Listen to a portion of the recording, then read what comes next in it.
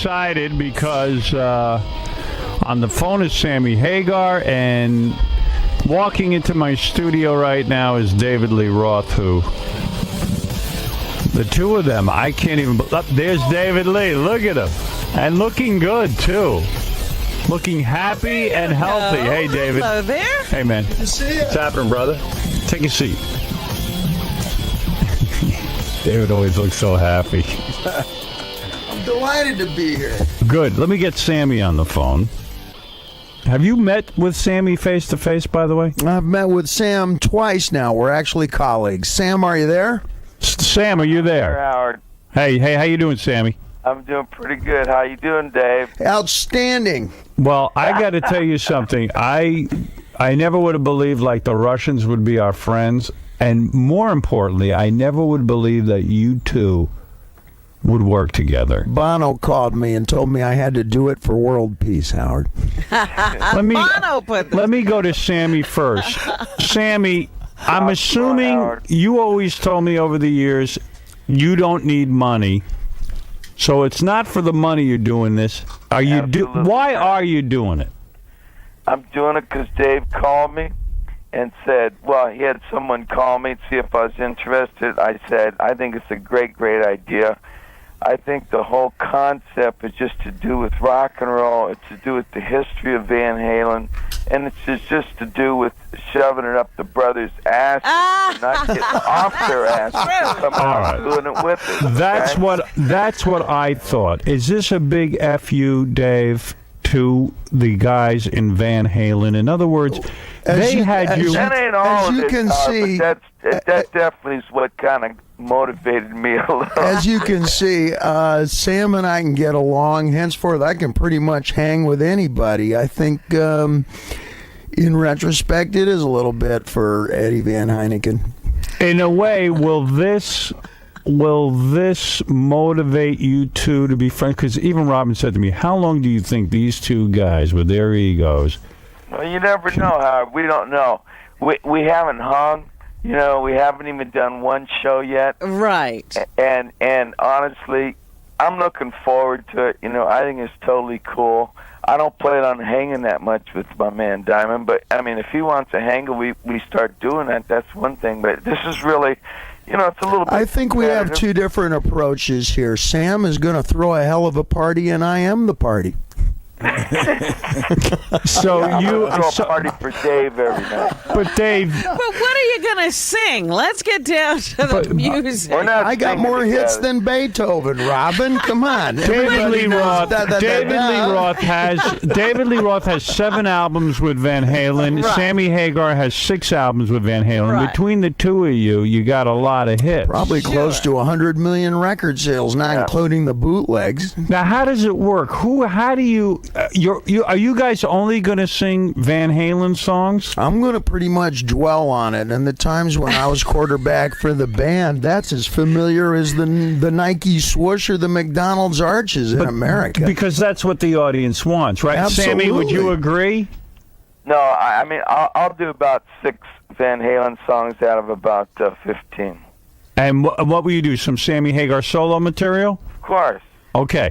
And Dave, you will... I might even play some Howard Stern songs, you know? And Dave, you will stick mostly to Van Halen. It's so familiar, Howard. When both New York teams took the field for the World Series, they both played Running with the Devil. How can I defy something like that? And how do you go about finding a band?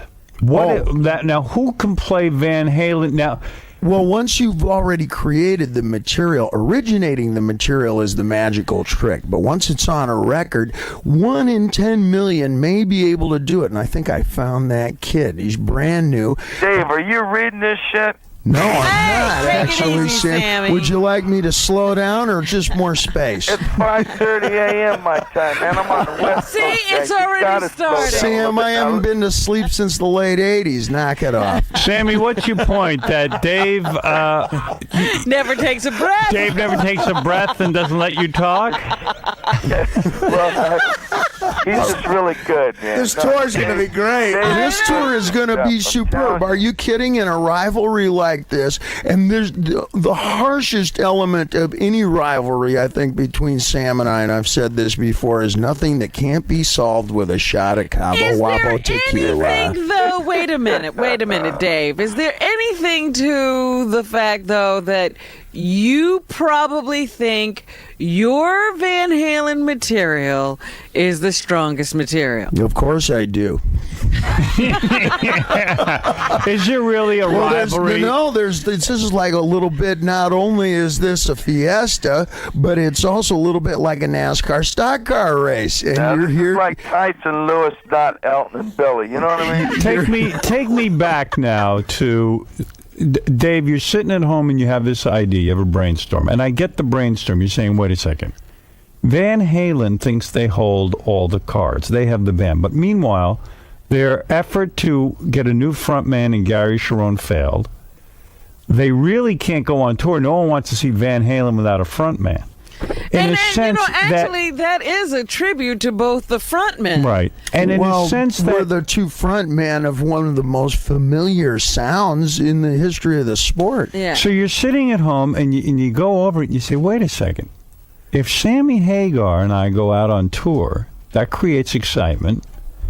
It screws these guys in Van Halen who won't let either one of us back to doing what we do." And they really can't go on the road and do the music. How do you Well, they then? can do anything they want, but truthfully, this is a great tour. This is pretty much, they tried it without either one of us, and it didn't work for them. And I don't think the fans want to hear another singer in that band. I think what you have here is a lifestyle. I think Van Halen's kind of like done. Otherwise, one of us would probably be back in that band. You got trying to point do of something view. which Dave What you doesn't have try. here I is haven't genuine tried. action figure. Well, let Sammy say what he's saying I'm here going for a to go second. back and with my same band from the day I left Van Halen, I got to 𝗦𝗵𝗿𝗍. We have the same band, okay? Vic Johnson, Mona, Jesse, David Lodge. The Redheads know who this band is. And we're going to do the same thing we've always done. It's just that we're going to team up with Dave, and we're going to go out and do it together. And hopefully you guys are going to get this coin flip the hell over with so I can go back to sleep and do what I do I want to best. flip Jenna Jameson and call tails. Now, wait a second, Sammy. But What are you gonna all right, flip? I'll let you. Are you going to flip a girl? Yeah, I'm gonna flip it, honey. But let me just say something, Sammy. You do sound Rob, hostile. let's flip Robin. You do sound hostile. I have a feeling that it's going to be like two separate dressing rooms. You guys' paths No. aren't going to. Will you ever take to the stage together? Let me don't ask think you a Dave question. wants to. Sam, let me ask you a wait, question. doing it. Hold it. Hold We're on. What trying is to Sammy's? get down to something. Sammy, would you ever take the stage with Dave? Absolutely. You would. And I'll Dave, play guitar on any of them tracks and let Dave sing. Sam has sung a something lot like of my that. songs. I don't think I've sung any of his. But first, Would you sing one of his? No. We got to make sure we can do this. Really, to me, I like the competitive side. I've been doing an evening with since I left Van Halen for like almost 400 shows I've done. And, you get a little lazy sometimes. You walk out there, it's all your fans, just kind of roll around the stage, and sing your ass off or whatever. And it's all good. But Dave is saying he will not sing one of your songs. I don't blame him. and Sammy says it'll be fun dealing with the people who love Dave. I have, and you know what? I've already met everybody I know. I want to meet everybody Sam knows. See, yeah, And I think both there's a of them. little cross training there. Dave, There's is this two your major way? audiences Dave, to share in there? is this your way of proving to the audience at large that you're not the guy who broke up Van Halen? That you're actually easy to get along with, and that Van Halen is difficult to get along Again, with? it's not my original ambition, but in retrospect, that certainly demonstrates. What was it like when you sat home and came up with this idea to tour with Sammy Hagar? I'm amazed that he was the guy who made the phone call. What was the phone call? He put somebody up to it. Who did you have make that phone call? I had my new assistant, Matt, do it. Okay. And we called 𝗛𝗵𝗍𝗻, Sam's manager. Okay, and what was that phone call like when you first, I guess Sammy said, okay, to your assistant, I would like to talk to Dave about this. What was it like when you called Sammy? I didn't speak to Sam on the phone. I met him at a meeting, and the first thing that I said is, hey, there's been an acre of bad blood, a river of bad blood through us here. Right. And it's time to go on. You know, something in the future. It's unity. I think maybe you even said it. If we can do it, next stop Palestine, huh? Right. It does seem amazing to me. And Sammy, when you were face to face with David Lee Roth, was there revulsion at first out of all the negative things he said about you? Were you really turned off? You know, Dave never said anything that was true about me. See, the only time things hurt, Howard, is when someone says something that's true about you. Deep inside, something you know is really true, that really bothers you. Well, the kind of things Dave said, you know what they are. I'm sure you got them right in front of you. You can read the list right down there. Well, All right, Sam, at least I didn't call you a goofball, huh? Hey, All right, let's go to the tape. I'd have been pissed off. Let's go to the tape. Here's David Lee Roth on Sammy Hagar. There we go. I knew you had it. I knew it. Well, Sammy is a mindless little bridge troll drone, you know. Everything that comes out of his mouth is word barf, you know, and it's... Right. Sammy is my boy. He works for me, man. That's right. He's my He's bitch. your dog. That's He's right. your bitch. And when he says my name, we just sell that many more records. That's just all. reminds people of the glorious past even more. He doesn't even know it. Is that still true, Dave? I hereby regret saying anything bad about anybody in my entire Well, lifetime. apparently Sammy has stopped singing those songs and paying Dave. Yeah. Actually, Sammy, I think Sam's bass player Mona is going to punch me in the mouth. Is Sammy, that- any comment about that? Oh, me? Yeah. No. Do I look like somebody's bitch? Well, Dave, you are a master of karate. I know that for the truth, and I know Call Sammy. me 𝗛𝐺𝐸𝗿𝗱. And I know that Sammy is a professional boxer almost. If you two were to fight, who would win? Absolutely, Sam. Really? He outweighs me by Dave, 40 I pounds. love Come on. Dave. Now, see, I like Dave. Dave entertains the living shit out of me. I gotta say straight up, I'm looking forward to this so much. I mean, I'm probably, if you want to find me before Dave goes on, I'll probably be in his dressing room, like listening to him, because I bet you he's like really, really entertaining before he goes on, winding himself up and winding everybody up around him. And to me, that's some good stuff. Is there a chance you will go out on tour and then about a month later we'll read that one of you is very ill and can't go on with the tour and really, yeah, what's really going on? I don't think there's any chance of that. Sam, on your side, what do you say? Well, I'm pretty healthy, but there's a big chance that this thing could blow up for some reason. Right. And not do a second leg or anything. Right. I think, these 22 shows, they're practically sold out of the box. And I think it's pretty damn impressive and pretty damn fun. And hopefully I'm going. we'll both hang in there and not party ourselves to death within the first month. I think what's fun about this is to watch you two interact, and I think the audience almost demands that To see you together. that you get on the stage It together. could happen. It's entirely possible. Anything's possible. If we accomplished it to this degree, Howard, then anything's possible. And the audience does want to see you guys do Van Halen material because, What would they do together, though? well, just a Sam and Dave gigolo. soon. Sam and Dave. Hold on, I'm coming. Soul I Man. think we're already being sued by the owners of the Sam and Dave title. Oh, Yes, sure, we'll yes. be right in line. No, What we is- are. what is the Somebody tour- sent a letter claiming that we've stole the Sam and Dave moniker and that they want to sue us. That's and, true. And my lawyer sent a letter back saying something like, well, in case last we look, one of them's dead. And They said that the Sam and Dave fans might be fooled to thinking that Sam and Dave Moore are out there doing it. Or Doing Van Are Halen. now two white guys, yeah. Yeah, doing Van Halen. Well, why don't you call it Just put our picture on the paper. Nobody will, Yeah. they'll be okay with it. call it Dave our and Sam? picture is already all over the papers. Hey, here is Sammy Hagar talking about David Lee Roth. I just think that it's, as what I'm saying is like, you know, I think Dave's trying to be sexy, and I just want to let him know Women I don't think women like that kind of stuff. I'm going to bite your ear off. It's too goofy. It's too goofy. It's just He's great. calling the wrong Women crowd, like is what construction you're saying. workers and stuff. Yeah, right. They're like manly men. Yeah, guys with belts on my with, you know, goodness. with hammers and stuff. You know? I understand what you're trying to say. What about that? Little Did I Elvis is sound famous. serious, Howard? Did I sound like I was really meaning what I was saying? Yes. Yeah, I think so. That's it. Hey, by the way- let's take it up on deck. Dave, little- we're busted, man. We're busted. Howard has busted us. This whole thing's going to blow up because of you, Howard.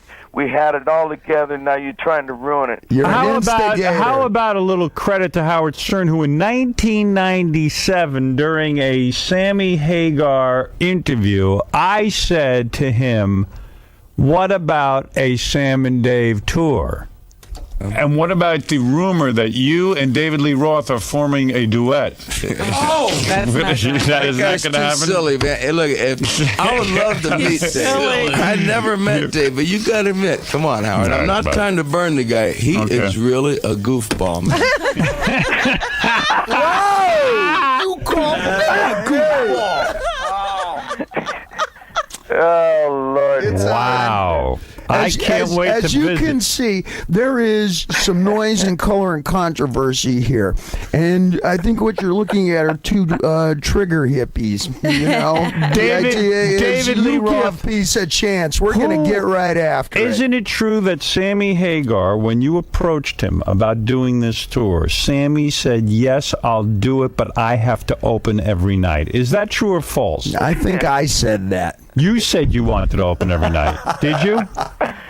You know what? No, He said- Sammy, you I said... had to get up off all that stuff, Howard. I really did, man. You know, it was tough. It was a real ego shock to me when Dave said we're going to flip-flop, and I said, you're crazy. I haven't opened for anyone since 1979. I don't plan on opening for you, Dave, or anybody else. You want to be the headliner. Well, what we got here is beautiful. It's 50-50. You split everything 50% in the billing, and frankly, you know, I'll flip the coin or take it as, you know, you want to decide. Now, when I flip this coin, does that mean whoever wins this coin toss... can decide who opens or who They top can bills decide first night. their No, position for the that first night. night. For the first night. Whoever wins the coin toss gets to decide what they want to do the first night, and from that day on, it flip-flops. Sammy, why is it important to you to headline? Why? Who cares? Who cares? Yeah. Do you think Dave's hard to follow? Howard, it's important to every person in this business to headline, because that is where it's at. And Dave knows it, I know it, otherwise there wouldn't be an issue here. The person that headlines has the advantage. You get full darkness in the outdoor situations. You get full darkness, full light. You come on like you're the big star. Right. People ain't milling around in the audience when you're... Unless you don't need yourself. all full lights so- and full sound and full stage. It's where it's at. We both get full sound and full stage no matter what. But you don't get Sammy. full darkness, and you don't get sometimes a full house, because some people can't be there at 7:30, Sammy. 8 o'clock. Right. You're not afraid to follow Dave. You want to follow No, Dave. no. I'm not afraid to follow anybody. Right. But I bet you somebody's afraid to follow me. I mean, if I've never No, been wait, allowed no, to open no, for wait. anybody. That's how I became I got to a say headliner, that going 'cause no from one would open for going from I mean, me no one to would you allow me is to like open. going from speedballs to milkshakes, Sam. Whoa! Sorry.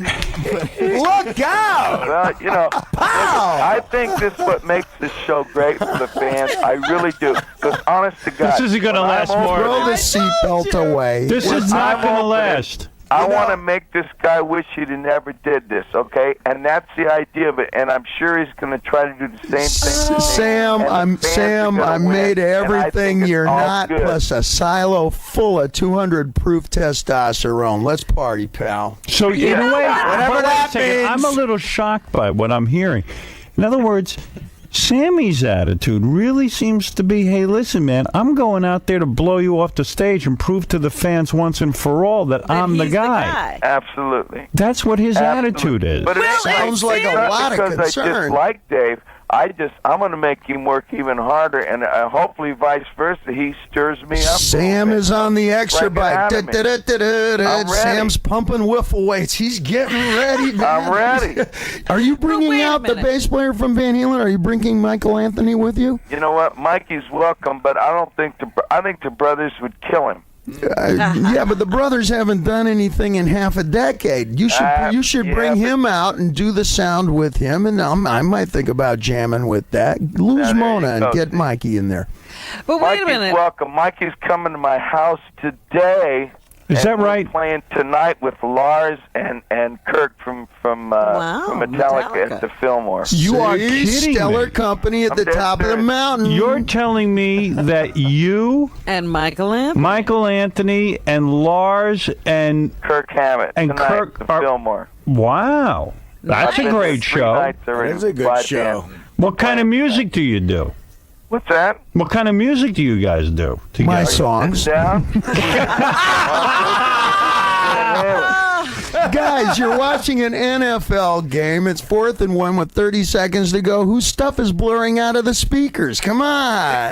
Wait a minute. Let me say something here because I do hear something going on here. Like It's all fun, now, man. Dave. This is all fun. This is wait what a minute. rock and roll's about, as far Wait. as I'm concerned. Man. All right, Without all Sammy. this stuff, it's just some other crap, you know? All right, but you do have your contention is that Van Halen had the bigger hits with you. Yeah, that's up to the people, man. You know, when I kick off Right Now, or if I kick off Dreams, or if I kick off Why Can't This Be Love, you don't think that whole place can be up shaking their asses and singing? You're crazy. Well, Dave, you don't think much of the post-David Lee Roth Van Halen. You don't think much of those songs, but... Howard, I'm in contest with the entire rest of the planet, much less Sam Hagar. Right. And as far as, what I've written with the Van Halens, I'm eminently proud of. If anything else, this is a testimonial to what we did together. It's So not David so Lee much Roth- an insult as it is a salute. But Sammy, you don't think they'll be rocking for Hot for Teacher? Of course they will. I'm a fan myself. Knees and It's fun. elbows for I days. think the Every stuff single is great. song that I do, people are just going, happens "Oh, I know that in this the song. world I of love Van that Halen, song. I There knew was that 2 one." eras that worked. yeah, Okay, two eras, and we're going to go out and do them. I mean, it isn't like just I'm not saying here one's better than the other. I think they were both great. Every record I ever No, did no, was Sam, I'm not number saying that one era You was sold better 42 than the million other records. either. I'm They sold saying 40 I'm million better than records you. themselves. It's all But I good. think Sammy's saying because he had the bigger hits, he should close Have the show. bigger hits. Sammy, what about what Dave just said? No, this is He about says... Sammy Hagar thinks he should close the show because Sammy Hagar says, as a solo artist, I have been a headliner since 1979 without Van Halen. You got to watch out when Before they start them, speaking and in after third they were person. long gone, I'm still a headliner, and that's why I think I should. I've sold a few records myself. Slow down, Sam. Slow down. Can you You dig it? lost me a paragraph ago. What? When I play I Can't Drive 55, it's going to have people up shaking their asses, and one way to rock the same shit. I can tell. Absolutely. It's all good. Well, Sam, what Dave is saying is that he is going to go out there and prove that he's a better performer than you. I don't know if you're- and He can do anything he wants. He can do anything he wants. I really hope that Dave does really great. I really hope that Sam, Dave I'm does smiling stuff completely totally right together now. Are you because- smiling? All right, let me ask another question. How you doing, Robin? If I woke it up were now. the You case, fuckers have got me awake now. if all right? it were the case, Huh? if it were the case that when Dave opens, the crowd goes crazy and it's a little less exciting for the crowd, or there's a little bit of a I don't know, a drop off that happens when you're when you're on stage. Yeah. Is that going to be a problem for you? first of all, it won't happen, but number one, if it was, I know how to work with that. I would just have to kick it up a little bit until the people got up and went for it. Also, by the time... The advantage also of being the... Can I say something on your behalf and my behalf as well here, Sam? Okay, the whole place to be drunk. So there'd be a lot easier to pull. Well, you said it for me. Yeah, no, I think that Artie will just keep I don't going. think anybody's going to even notice the set change. I think all that good, you guys. I personally All think good. I personally think that it's a great idea for you guys to tour together. This turns into one of those gigs that starts when McDonald's starts serving hamburgers. When is that? 10:30 in the morning? That's when people start showing up in the parking lot. I just for an wonder. event like I this. really, truly. Tailgating. I truly wonder what's going to happen on tour when you two guys start to interact. Yeah. And when, if something goes wrong, the crowd turns against one of you, even jokingly. I don't know. You guys It's have, drama. Are you here to see the winner or the car wreck at the car race? Yes, You're never Artie. sure. Exactly. You want to see Picasso smash the painting worth $10 million when he was painting. You don't want to see some guy do a paint by numbers. This ain't no paint by numbers. This is the real deal. We're going to be out there doing it for real. It's how not- about allowing 𝗫cie𝘄𝗿𝗱 to open for both of you? No. Gary is doing the vagina monologues this year.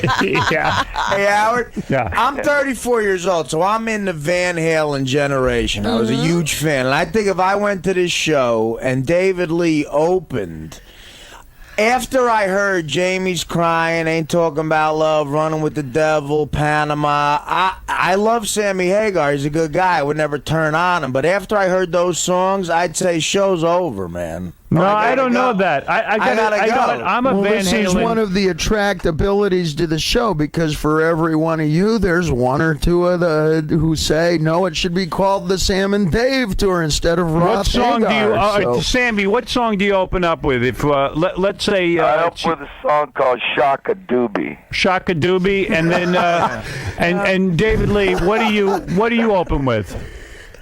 I've brought a smile to the hips of people everywhere. It doesn't matter what I What's open your with opening musically, song? But we start off with "Hot for Teacher." Wow, The first most song out typical, of the most bombastic, over the top. Pow! Marijuana. For teacher I got my pencil. You see, Sammy, you got to open with a Van Halen tune. I don't got to do anything. Yes, you do. You got to. I'm a professional. He's I don't opening feel up. tardy. Us, we're back. Sammy, I'm a professional. Sammy, Howard. he's opening with "Hot for Teacher." You got to go with your. Shaka Doobie ain't gonna do it. Wait a minute. How long do you play? How long does each set last? Wait a second, Sammy. Hour and a half. You gotta open with us. Greatest No, hits. you I don't back to back understand. it. I don't even bother No, talking in between I the ain't songs. gonna do anything. Yeah, we do over. You know 20 what you got to songs. do? You got to top Dave. Play "Smoke on the Water" or anything. I don't care. Yeah, do Van Halen. Do something. We all came down. I do the same songs. That's what I do. I can't wait to see you guys. Why don't you guys do the same songs and then see who does them better? That's right. That's an old-fashioned blues contest. There you go. There You is play no 3A. question about it. Dave's got his people that are going to think he's better every night. I got my people going to think I'm better every night. Sammy. I am playing on the show that I would do that I think is the best thing I can do on stage. I'm not just going to go up there and say, hey, I used to be the singer of Van Halen. I'm going to go out there and say, I'm fucking Sammy Hagar. I'm okay? going to go up there and say anybody I that still don't like am the that, they singer can of come Van later on Halen, and the I'm stage down and with open. David Lee Roth, baby. Wait a second. Exactly. It's going to be fun. Here's what you do if you guys have any balls. You split the stage in half. There you go. Battle of Play the at the same bands. time. There you go. Bam! Pow! There Pow. you go. Coming at you. All right, I'm going to flip this friggin' coin. All right. You the- call it, Sam. This is being- Hey, I'm asking for your permission. I know you like tails. Well, I like to have heads. Is that good? All right, Heads so for Sammy? Heads. Was that a stab at humor? Sammy. No, you're the one that told me when we were going to flip the blonde, you would take tails. Okay. Oh. Good Sammy- man. I mean, you know, Do we have to flip a coin to see who gets heads or tails first? Should we do that? Yeah. No, we're cool. All right, so you want heads. I want heads. And David's going to take tail. First off, you guys think I trust you two guys in the studio together with me here in California? Listen to this. I got a camera on this. You know it's okay. I'm going to flip it. I need a witness. I'm the patron saint of larceny. I will tell you what happened. I'm going to flip it, and then I'm going to let it hit the floor here or hit the desk, and whatever it says, I will read out. You can trust me. And I like here we both go. of you guys. You got a drum roll? Sammy Hagar has heads. This is for the first concert. Where is the first concert, by the way? Cleveland. Hello, Cleveland. All right, Cleveland's the opening of the tour. When is that? 29th Oops. May. May 29th. Dave. All right. Okay, here you go. I don't even know how to flip a coin. Just go. Come on. Here we go. right, Get here we it go. on your thumb. Get it up there. Oh my God, that was He a really terrible doesn't. Now point. which one? Now which one is this? Oh, What is it that? again. What are Is you that? doing? Oh, me see. it's tails. It's tails. I headline. Dave wins. Tails. It headlines. I headline. It's just like headline. biblical. It Dave headlines. closes the first night. Is that right, Dave? Is that what you... I close the first night. Right the hell on. I'll see you there. Right, you know What what? time is ignition for me? 9:15? Outstanding. Hey, is The anybody first gonna thing we ordered up was grandstand? the backstage stereo. Come on. Are you happy about this? I'm delighted. You're delighted. Sammy, you're not going to grandstand now and play longer and wait. I and would never do that. All right. All right. Why I'm did a you have? professional. Why do you Robin, have? I'm a professional. Okay. You guys can, if I wasn't a professional, I wouldn't be on this damn show at 5:30 a.m. California time. That's I'm telling right. you, man. I'd be sleeping it off. Will Will listen, Gary Sharon be carrying your amps? Gary Sharon's welcome to come out and just say hi to the folks if he would like. I think Gary was just a kind of an unfortunate blip on the screen, and I think what you have here is flavor of the summer, huh? So what we can expect is Sammy Hagar in Cleveland will go out on stage first. He will do his thing. David Lee Roth will headline. No. Listen, David Lee Roth will close the show. Hey, what time What was does that? David Lee Roth will close the show. Right. Yeah, whatever. what We're time? co-headlining. Words are all you ever had. So you guys will go out there with your own bands. Yes, sir. You will not use the same band. Absolutely not. Now, And- what happens next night, though? Now, does it flip? It or do you have to reverses. flip a Flip. coin? The next night, night. Journey closes. Now, when are you guys coming to New York so I can see this show? Yeah. This should happen after the 4th of July at some point. They're starting to put the schedule together now. You'll never make it. I hope it lasts till then. I know. Keep your fingers crossed. I think people. Cleveland's going to see the only David Lee Roth, Sammy Your Hagar fingers to show. yourself, and I'll Well- see you in New York. See, my opinion has always been, Howard, if you want to know the truth, that the first time we're going to have any problems, it's the time that I open. That's why when I picked heads, I was hoping I would win, and I was going to say I will open the first show. Oh. Because then the troubles will start right then into the Then the very competition will next start from that concert. very second. Because Well- that's how it's going to start getting heated. Dave's going to go, oh my God, I got to go on after that, and he's going to go out and he's going to kick some biggest dance he can Sam, possibly the do. only problem way that he won't I'm be going to some have lazy is the asshole up stain there. you're going to leave on the floor when you leave. Oh, gee. Oh, this is getting good, man. Dave, you don't have an ego, do you? Oh, It's yeah. as big as Boston, girlfriend. When's the last time you were on stage, Dave? Seriously, you doing Van Halen Oh, I was songs? just in Atlanta with 30,000 of my closest friends, and then the audience at the Atlanta Music Festival about 4 nights ago. Did you do Van Halen stuff? or- Oh, yeah. You We did. tore the roof off that sucker. Right, Boom. right. Half that audience, too, is about 21 years old. All right. out for All right. And Sammy, you've been going on regularly, right? Yes, sir, I have. Yeah. So Yeah. everybody's tuned up and Alimony will ready. do that for you. Let me just see a couple of people if they want to talk about this. Oh, don't start, Howard. You weed these people out. I know this trick. You sound Howard, like he's you're gonna put applying a somebody out. You're tourniquet, gonna Sam. put I'll somebody cover Swear to for you, you. Sammy, I Dave, don't. handle this by yourself, baby. Sam, All right, you I'll wanna cover leave? for Come on, you. Sam. Come on, I Sammy. do. Nah, look, it's 6 o'clock. Don't in be the a morning. pussy. It's not going gonna get any later. Don't be a I'm gonna go have a pussy. shot of 𝗏𝗏𝗏𝗏 and go back to bed if you don't mind. Ah, we mind. Sam, I'll cover One for phone you. call. Come on. Come on, the fun is having you two Okay, together. All right. Make sure that they really piss me off, Howard. All right, go ahead. You're on the air. Hey, this is probably the most dedicated redhead in Orlando. I got a question for Sammy and a proposition for Howard. What's that? Sammy, are you going to be, everybody, it's kind of up in the air. Are you going to be playing your birthday at the cantina? I mean, do you know when you're... Absolutely. What is the Trying to get cantina? Dave's birthday's October 10th. Mine's October 13th. I told Dave at the 𝗏𝗏𝗏𝗏, I'll play for his birthday on the 10th if he plays for mine on the 13th. Well, you guys are in love. No, I want Britney Sammy is, Spears at anyway. my birthday. Howard, it's your birthday. You're a Capricorn or something, right, Howard? Wait, so you guys are I now treat her like gonna- a unicorn. you want Britney Spears at your birthday? Yeah. Yeah, okay. Not Sammy Hagar, huh? Let's just turn left of center here. You dig her? You like the way she looks, right? Hey, Howard, I got a proposition for you. Yeah.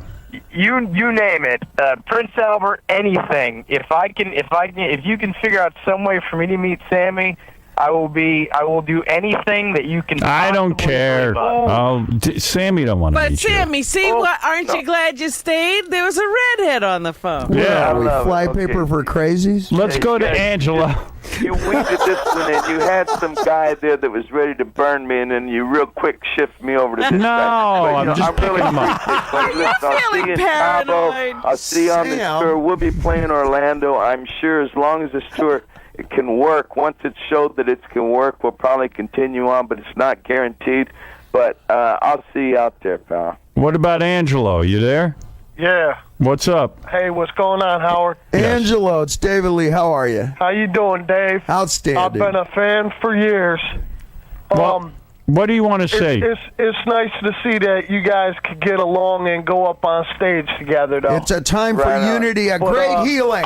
I like Sammy as Sammy, and I like Dave as Van Halen. Boom. Right on. See, there I you mean, go. nothing against either, but I mean, David, I've been a fan for years. I really didn't know much about Sammy, but I like the older Sammy Hagar with Can't Drive 55 or whatever, you know, the older stuff. Well, give you you have taste individual of that. players in this kind of music, and then you have it like when the Patriots took the field for the Super Bowl all together. Some people are identified with a super team, and I suspect that's me. John, go ahead. You're on with Sammy and Dave. Hey guys, how you doing? Yeah.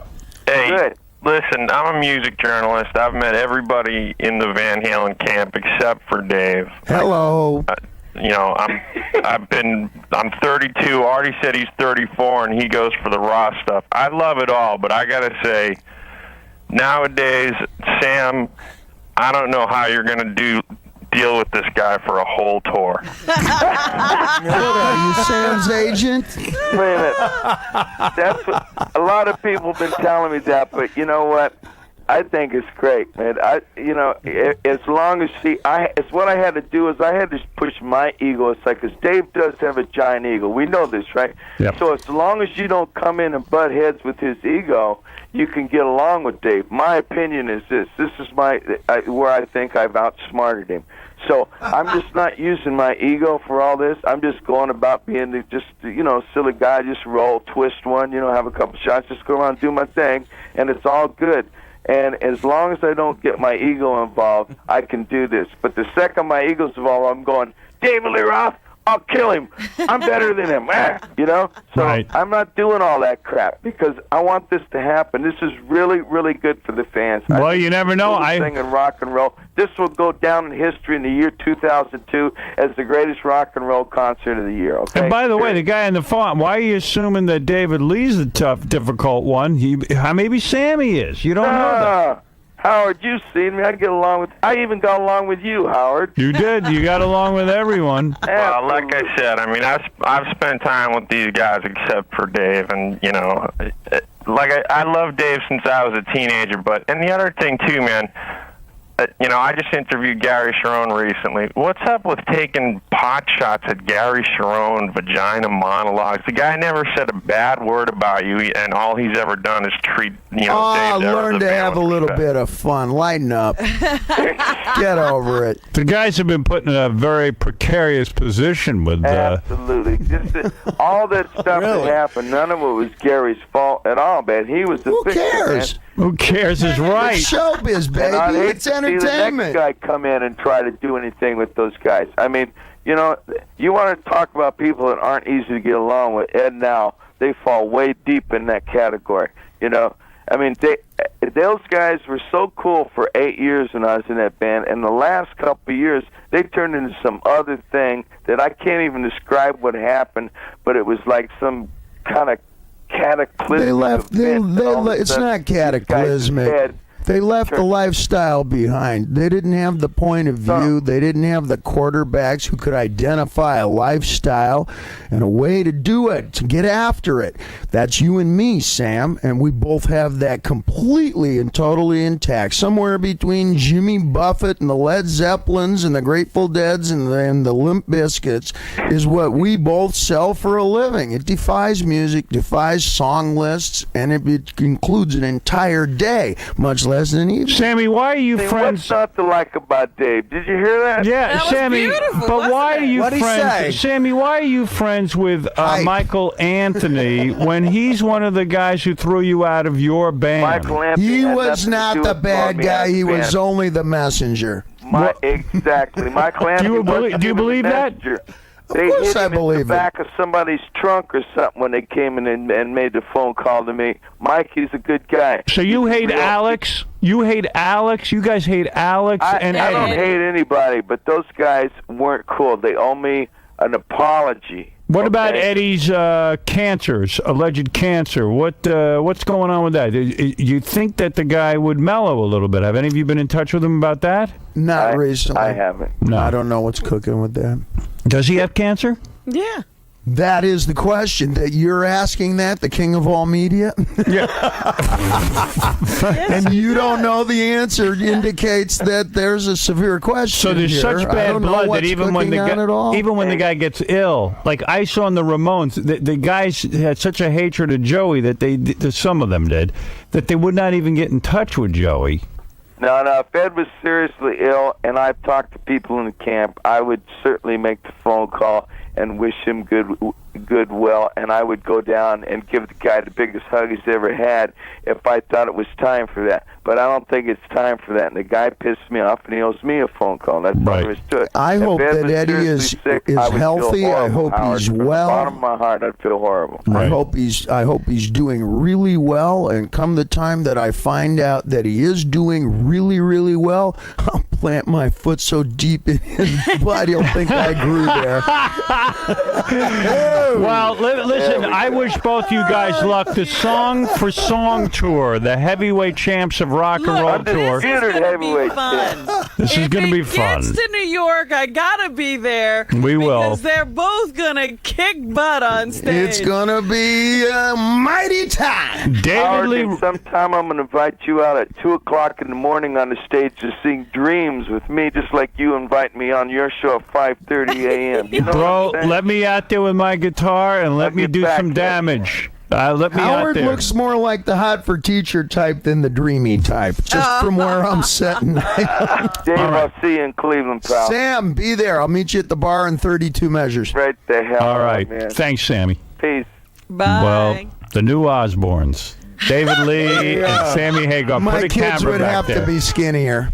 Put the camera back there. My kids would have to be skinnier. You'd put them on a diet. You would kill them if they weren't skinny. If you allowed a camera in my home, you'd have to pixelate a lot more than dog do.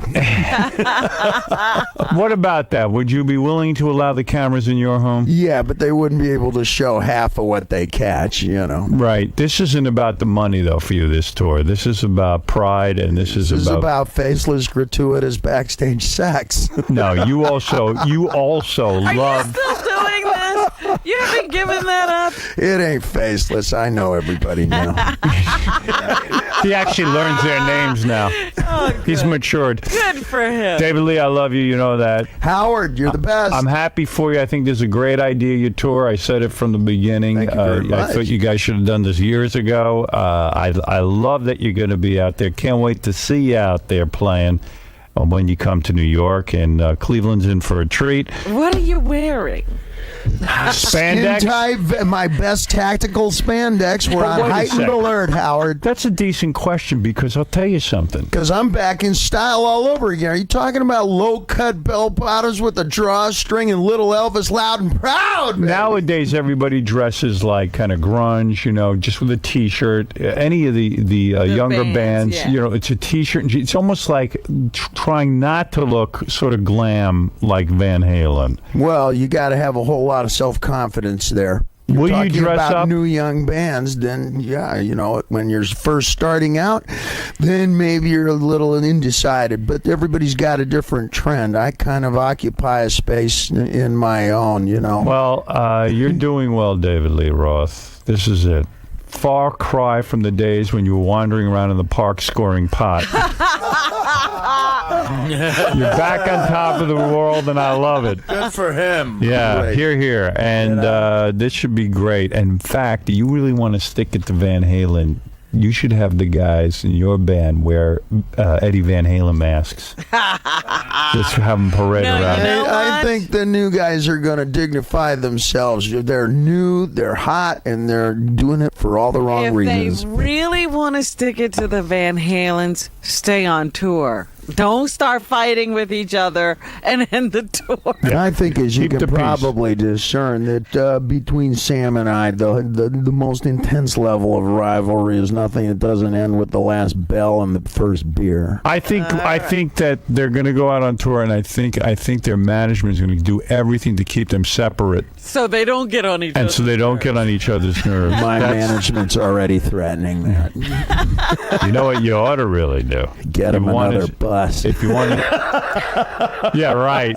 If you want to stick it to Van Halen, you F Valerie Bertinelli right on stage, right at I the don't finale. think he could do that. Well, maybe I could do a porno with her and call it Inappropriately Touched by an Angel. There you go. I give this 2 shows, and these guys are going to be killing each other. But listen, I wish you the best of luck. I know you're going to have your hands full between you and Sammy and all your entourages. Somebody is. It's going to be beautiful. God bless.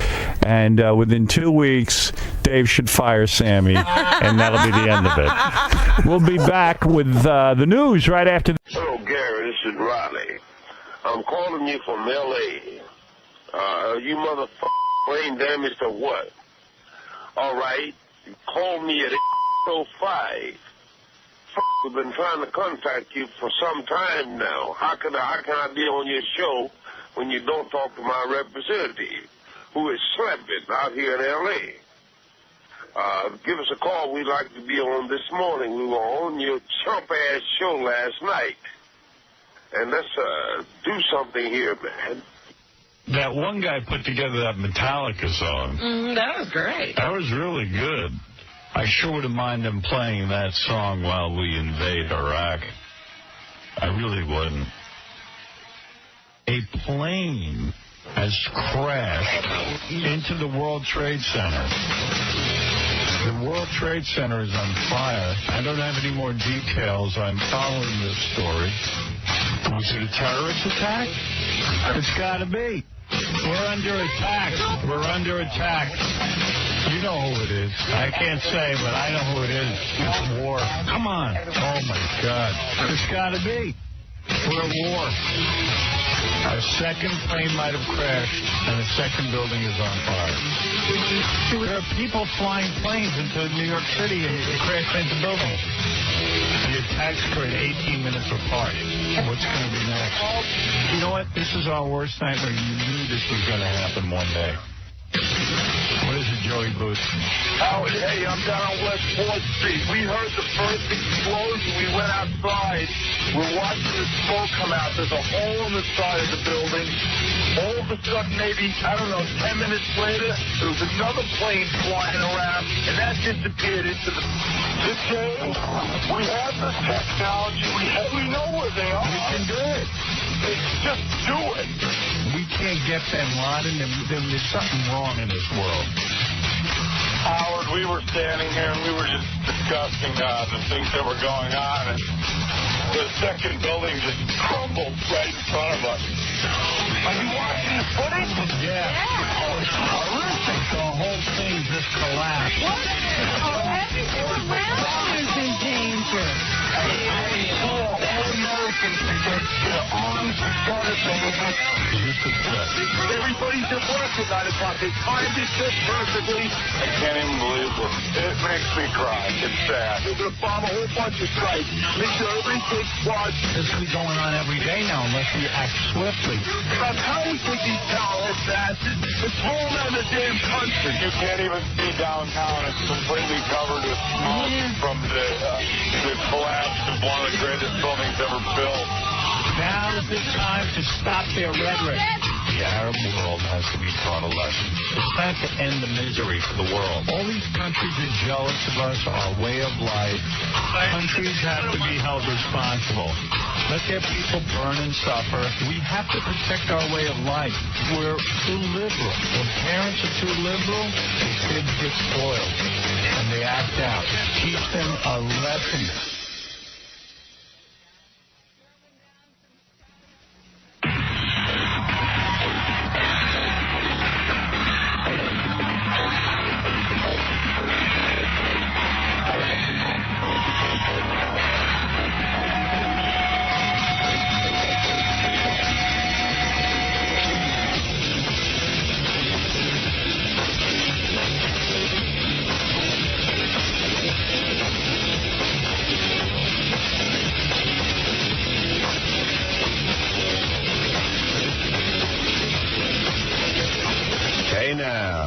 Good morning, everybody. What's happening? Hey now. Hey now. Hey now. Hey now. Hey now. Hey now. Hey now, everybody. What's happening? Good morning and welcome to the show. We've got a big show for you today. You know who's stopping by today? Evil Dave Letterman will join us. Wonderful. Wow. Hey now. Wow. Later in the show. Much later. I didn't think we needed him here all 4 hours. Okay, Dave's getting over. He needs to rest.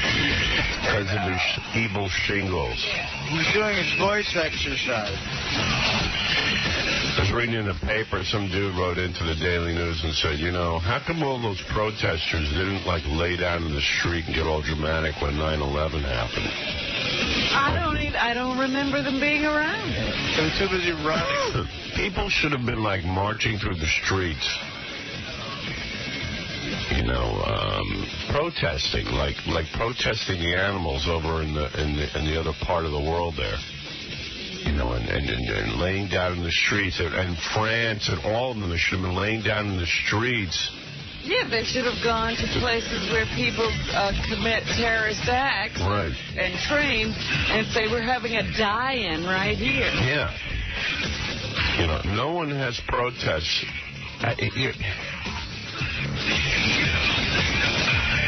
Well, the war is going well. You know what freaks me out? That the stock market gets affected by the war. Like, to me, the stock market is a reflection on how solvent companies are and how, you know, how well they're doing. It's such an, it shows you the stock market is like gambling. I mean, it is such an emotional roller coaster. Apparently, the people who are on it every day are gamblers. I know, because it's like you know, it's like going to Golden Palace, for God's sakes. I mean, it's so up and down. Yesterday it went up like, I don't know how many points. But why? Because we announced that Saddam Hussein might be dead. Now, but that wasn't true. No, but it's good news, but it shouldn't affect... Well, that's what I'm saying. It could be real, but what does it have to do with business? Nothing. It has nothing to do with the price of a stock. Right. Well, actually, it does, because obviously all stocks are inflated when things are good. Yeah. Well, anyway, so I think that's real interesting.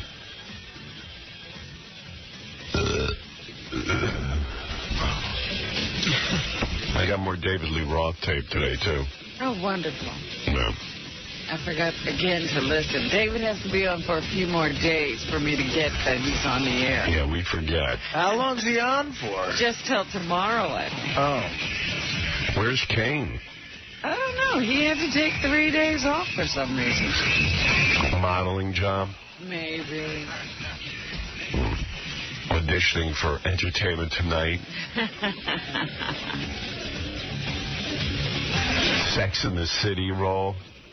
Who knows? Yeah, maybe that big movie's coming. Maybe that big movie.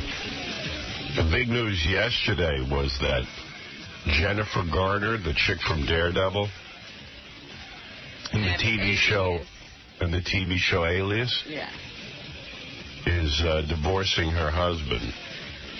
Surprise! Yeah, we knew it. Beth said that to me. You could see the look in her eye. She was going to trade up. Yeah, all of a sudden she was a little too high profile. Yeah. To be married to a Scott Foley. Yeah. Yeah. Who's Scott Foley? Is he an actor, Scott Foley? Yeah. He was on the show Felicity. And I guess, they met on the set of Felicity, and he was one of the leads. Yeah, and she was just an also-ran. She aspires to be Mrs. Vin Diesel, I think. Well, that would be a power couple. Yeah. It's funny because people think that women are above that it's only guys who are famous. And you know whose marriage I think is really hanging by a thread? Whose? The chick that's in My Big Fat Greek Wedding. Oh, really? Well, 'cause she married a regular guy. Yeah. And then she had, and she never knew she was going to have this hit movie. Then she had this hit movie. She lost a couple of pounds. She's really famous. She goes to all these parties. Yeah. Yeah, she's having fun. Alone, too. And she's having a good time. Yeah, I actually know those two, and they're very much in love. Yeah. I do. I know them. The guy worked on, her husband worked on the Norm show. But I've seen him. They're above. Not the best looking guy. Yeah, but look at her. Right, well, no, but she's hot right now. She's got she'll never be hot. Trust me. No, I don't mean hot looking. It's a fluke. It's a fluke. That TV show's a hit. I know. Doesn't make sense. I don't even want to talk about it. That's one of those things that you can't explain. Yeah. I mean, if someone said they were making a TV show of that horrible movie, My Big Fat Greek Wedding, I would have said, you got to be kidding me. Lightning struck once. It's not striking again, stupid. I mean, that's just doesn't even make sense. I guess if a movie makes that much money, it's got a built-in following. But usually they do that. They take a movie and they make a TV show, but it almost never works. Yeah. Oh yeah. Except for MASH. And some other stuff. Well, anyway, hey, look. I got to take a break. Get this thing going. Get the party started. And we'll get to your phone calls and everything else. And we have a million things to tell you. There's a pile on my desk here, a mile long. We'll be back right after these words. Hi, my name is Tony. I'm from Mexico. I don't speak English very good, but since I started listening to Howard Stern, I have been improving every day now. The words like lesbian, vagina, boner, queef, and douchebag have been rolling off my immigrant tongue. Thank you, Howard Stern, the greatest English teacher in the world. You're listening to Newsbreaker. Howard Stern.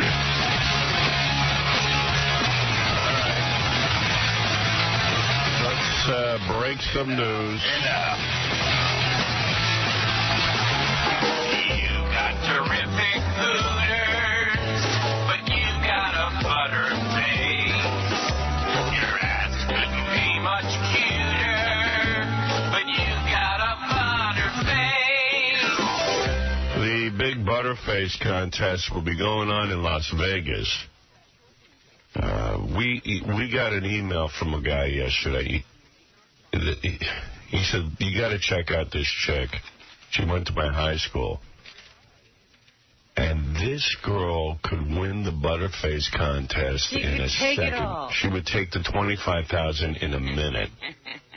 Now, she didn't enter the contest. He just sent it in as an example. Right. This chick, if you put your finger over her face in the picture and you look, you're like, oh, my God, I'm in love. The body, perfect. I mean perfect 10. Wow. Yeah. Then you move your thumb, and it's not like she becomes a 4. She goes all the way down to a 4? Yeah, it's funny as hell. Oh, my God. She, it's astonishing. She's the perfect example. But I said to Gary, this chick, there's no way she knows she's a Butterface. You can see how she's posed. She's beautiful. She's, guys probably hit on her all the time because her body's so perfect. Well, that's what I was saying. They get this feedback from the world that tells them things aren't bad. Guys say to me, how do I tell a girl she's a Butterface because I'd like to get in on the $25,000 prize? And I said, you know what? Have them call me. I mean, literally call me on the show here live, and I'll tell the girls. I'll say, hey, listen, this guy thinks you might be a Butterface, but why don't you enter the pageant and find out? Right. Because she'll say, I'm not a Butterface. I said, come on. You're crazy. $25,000 if you win. Gary thought no one noticed his caps. Baba Booey, the biggest teeth on the goddamn planet. Guy's got big lips and thick, like dull, grayish caps. I never saw caps that looked bad like this. Like, make them white. And I finally said to him, Gary, we're making fun of your caps. He goes, you didn't know I had caps. Someone told you. Who told you? I was like, you got to be kidding. So, you know, this is what goes on. Well, I was trying to say that yesterday. These girls do not know. Mm-hmm. And so they don't know how to, they wouldn't know to put themselves in the contest. Somebody's going to have to tell them. If you want to enter our Butterface contest, everything's great but your face. In fact, that guy you got he should find that girl and help her enter. Oh, my God. Split the money with her. David, you have a chance to win $25,000. Send us your picture and contact information. You can call us back in the office. You can email us at contest@howardstern.com. Or they call 1-800-44-STERN. Yeah, Gary will give you all the details. The $25,000 prize provided by Trim Spa. Call 1-800-TRIM SPA for details on their $110,000 challenge. Oh. Trim Spa, become all you ever envied. They got some kind of challenge going on. But for $25,000, all you got to do is enter our little beauty pageant.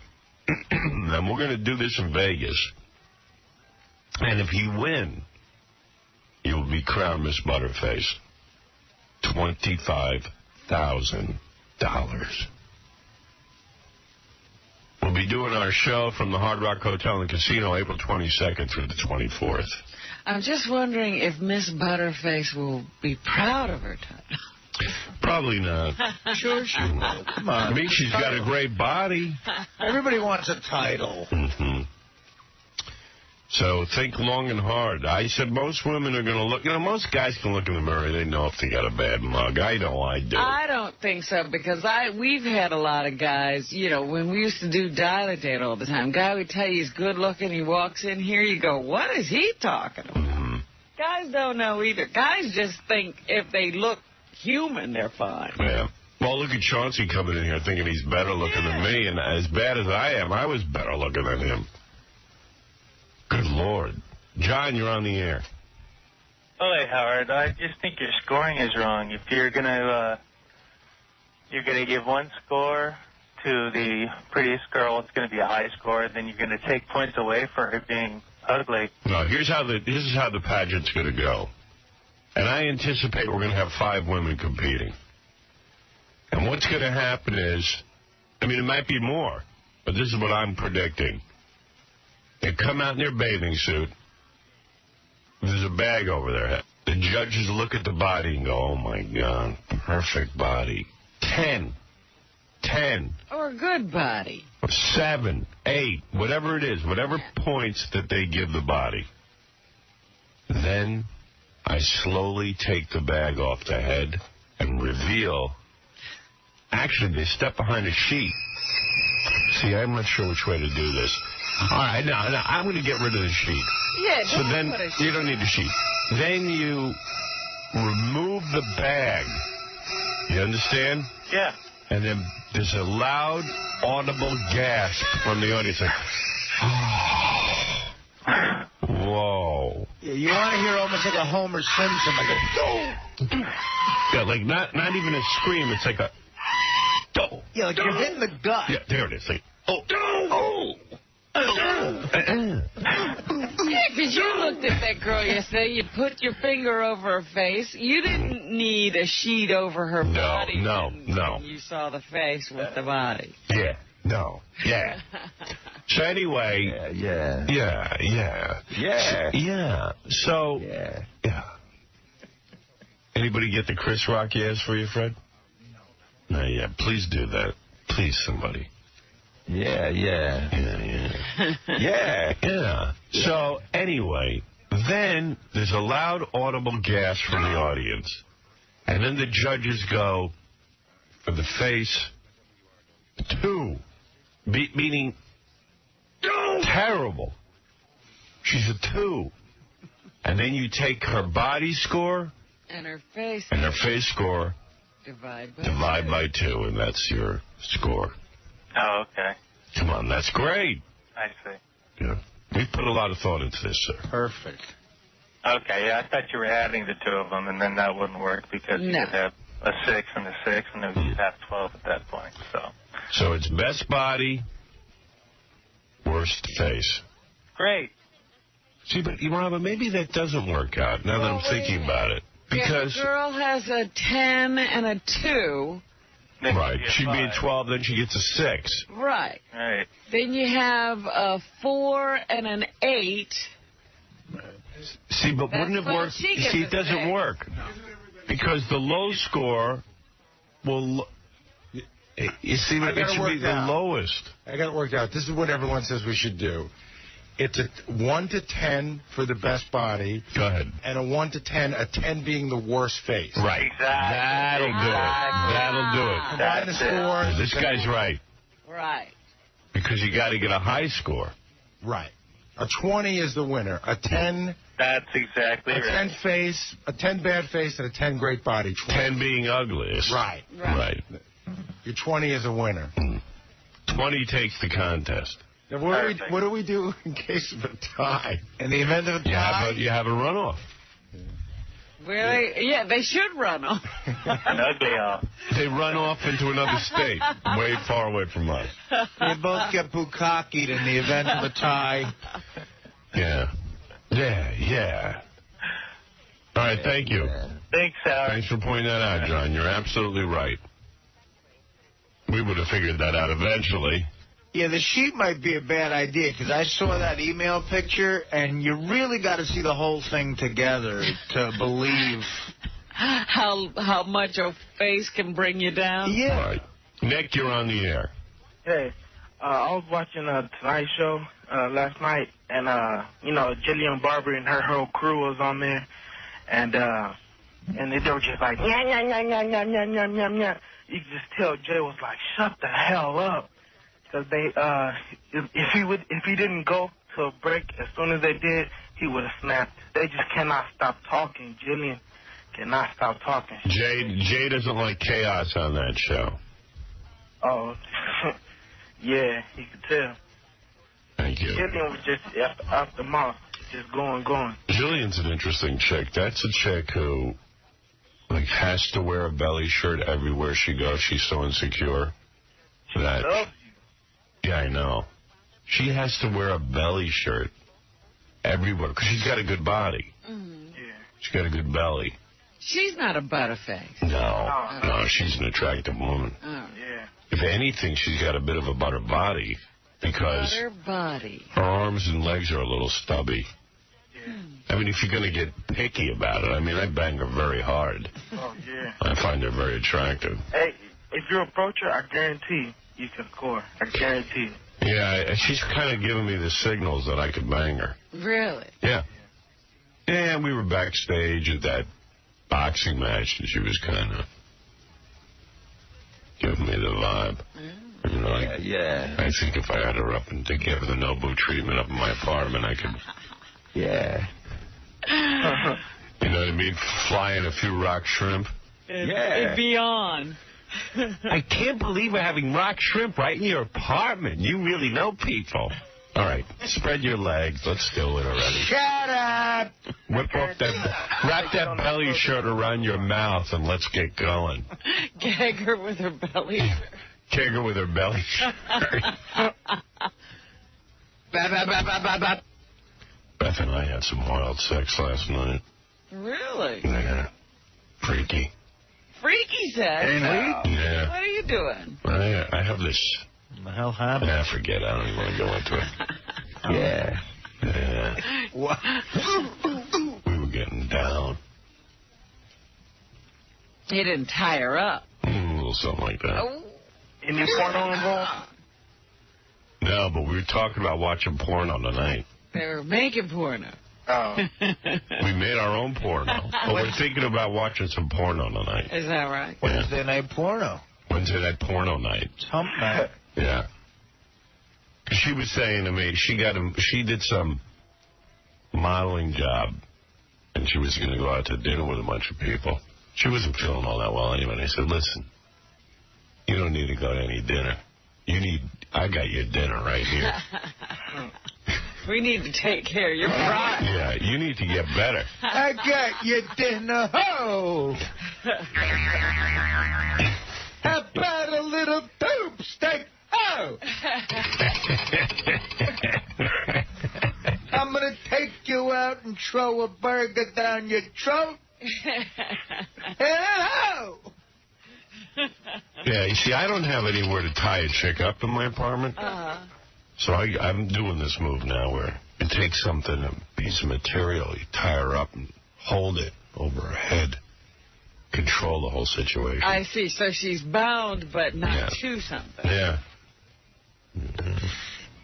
Do a lot of apartments come with an area to tie a chick up?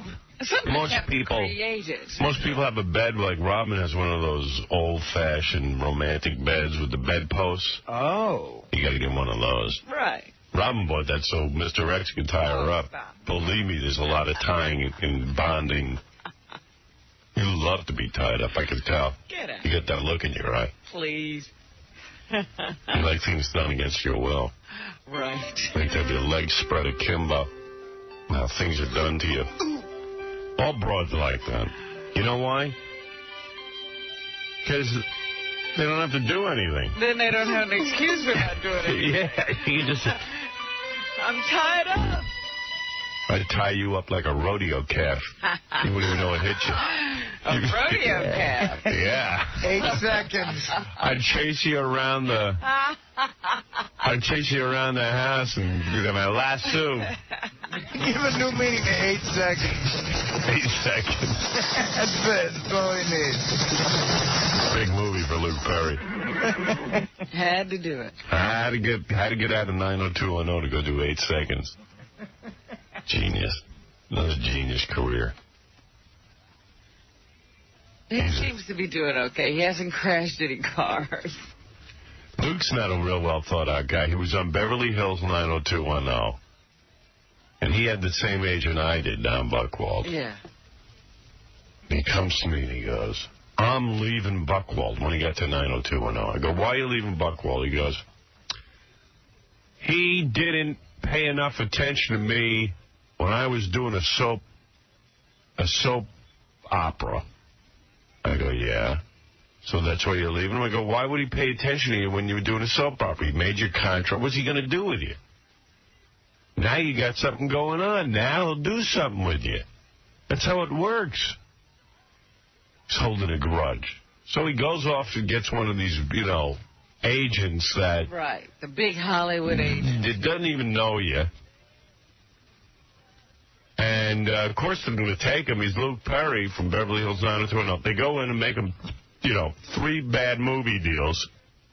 Career over. Every young actor makes that mistake. Well, he did the worst thing, though. He left and came back. Yeah, that's like putting your tail between your legs. Yeah. I was wrong. Take me back. Yeah, love me, daddy. Oh, man. It's too much.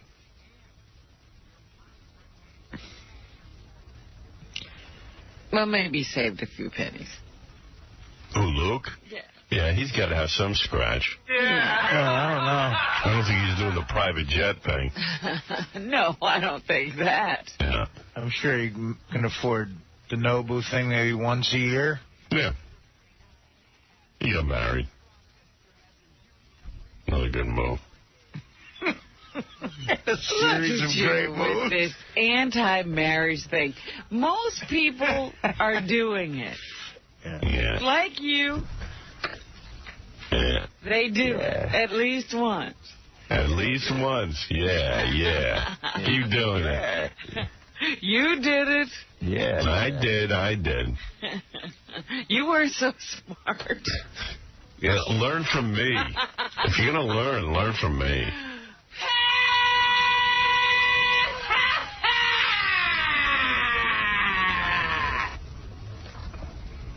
I tell you.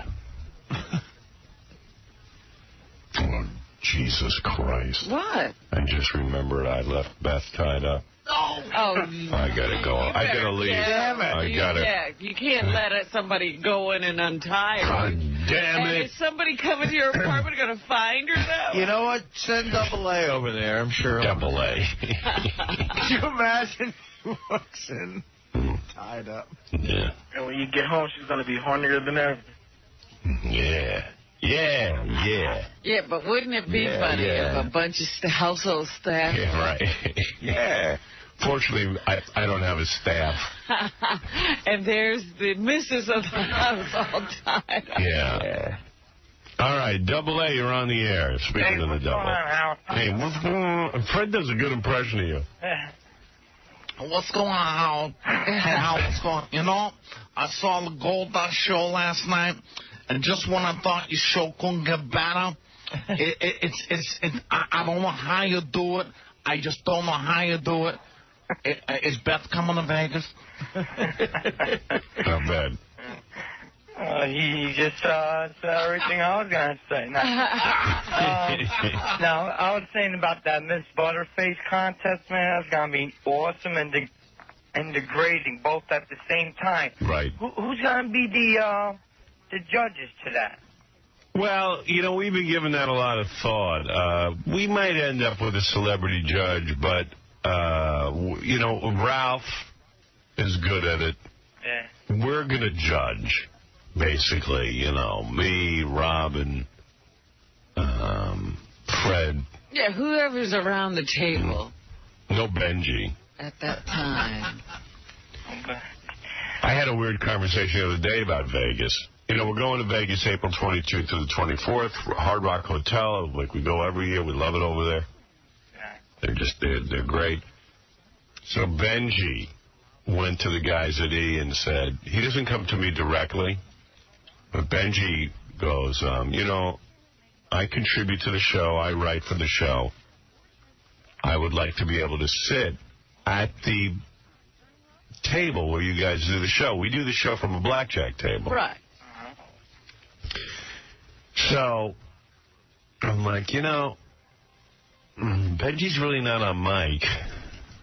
And I'm not sure what he needs to be on the blackjack table for, other than he wants a little recognition. Right. God only knows from who.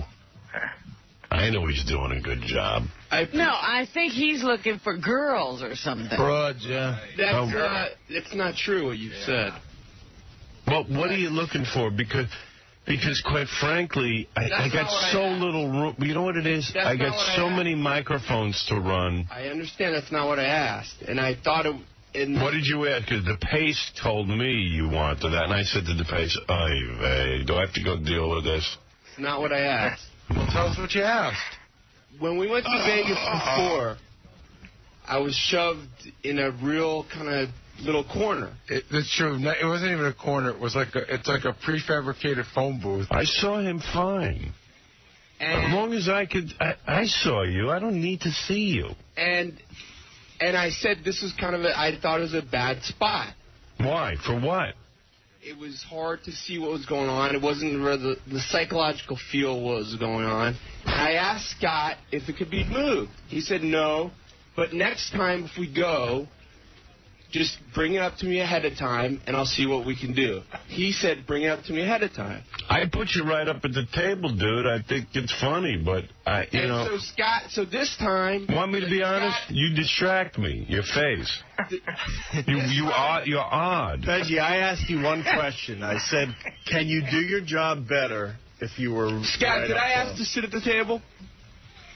Yes or no? No, not at the table. You wanted did I to be, say specifically? You wanted to be on camera. Did I say specifically? Did I say it's not? You wanted to be on the set. Did I say, Scott, keep me off camera? I'm fine with that. What I told you Scott, was... yes or no? Listen to me. Scott, well, yes or no? Benji, stop the shtick. I'm not doing Listen shit. to me. Benji, calm down. I said there is no way... Say yes or no. Just say... I didn't hear your question.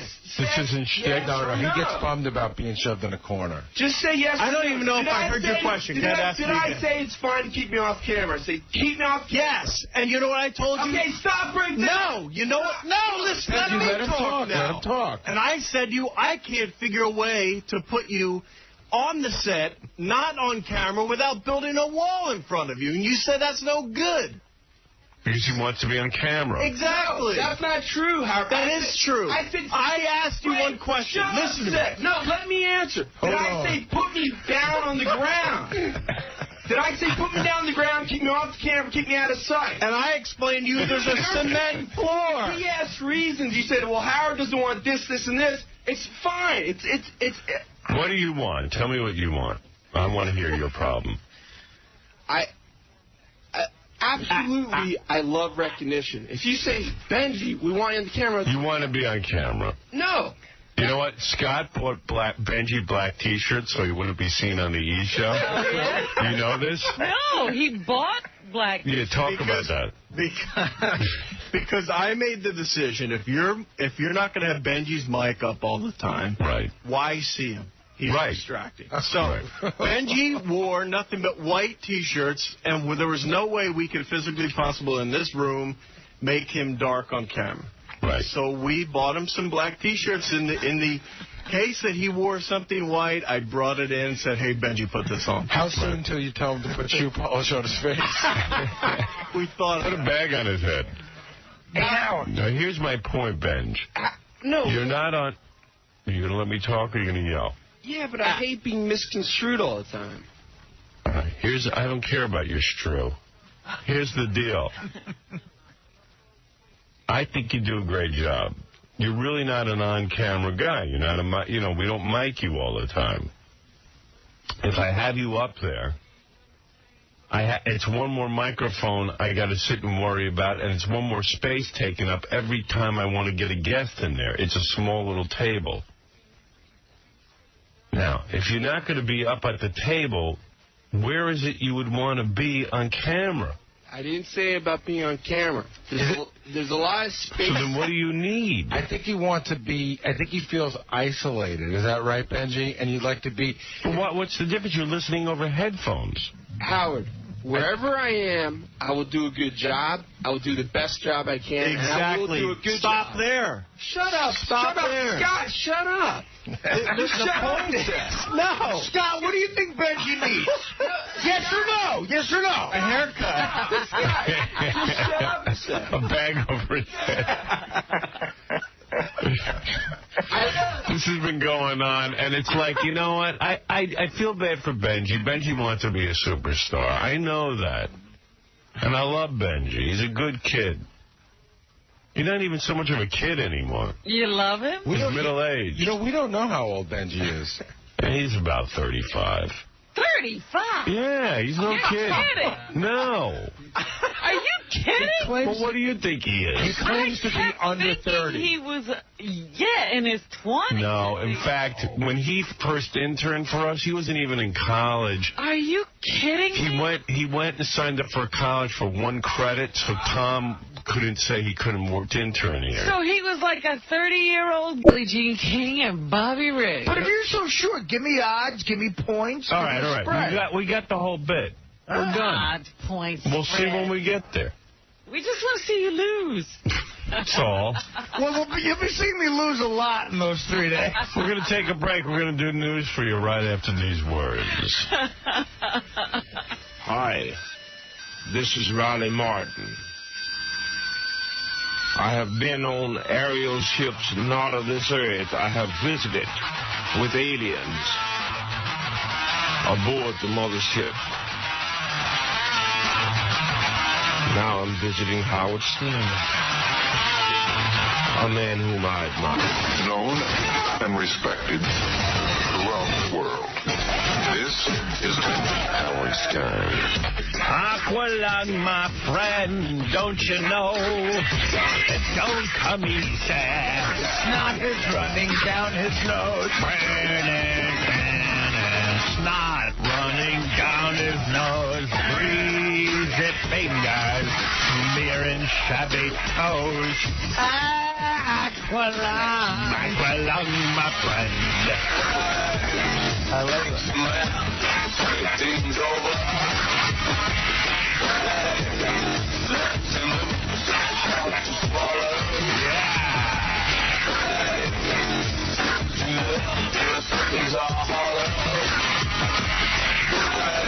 It's Tommy Lee, right?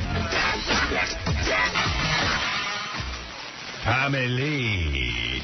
Is it any wonder I reject your breast? I still don't know what the right word is. Is it any wonder I reject you first. I reject you first. You reject my breast. I always thought it was I reject your breast. I can't help you out with that one. The only word I understand in that is fame. Fame, fame, fame, fame. Good tune. Yeah, great tune. That Ali G dude is kind of funny. Yeah, I like him. I'm beginning to like him a lot. I saw him with former Secretary of State James Baker. He was interviewing him. Yeah. During the Gulf War, when did you decide to invade Iran? We never invaded Iran. Which one did you go into? We had a troop presence for a short period of time in southern Iraq. Ain't they the same thing, though?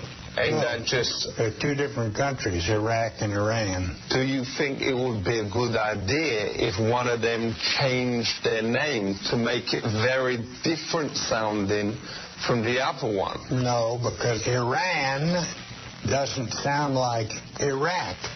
Ain't there a real danger that someone give like a message over the radio to one of them fighter pilots, whatever, saying bomb Iraq, and the geezer don't hear it properly and bomb Iran rather than Iraq? No danger. How does you make countries do stuff you want? Well, the way you deal with countries in foreign policy, on foreign policy issues, I think that's what you're asking me. No doubt. Is you deal with carrots and sticks. But what country is gonna want carrots, even if there is like 1 million tons of carrots that you was giving over there? Well, carrots, I'm not using that term literally. You might offer foreign aid to money, okay? Money. Money is better than carrots, even if a country love carrots and that is like the favorite national food. If they get given like billions of tons... Don't get hung up on carrots. That's just a figure of speech. So would you ever send carrots? Man, oh man. You know, is there any situation? No. What about in a famine? What about in a Carrots themselves? No. It's terrible. Dave Letterman joining us. He sounds like he's screwing a dead goat. It's terrible. You don't like it. Perfect analogy of it. Right. You're a funny guy. Yeah. All right. Time for news.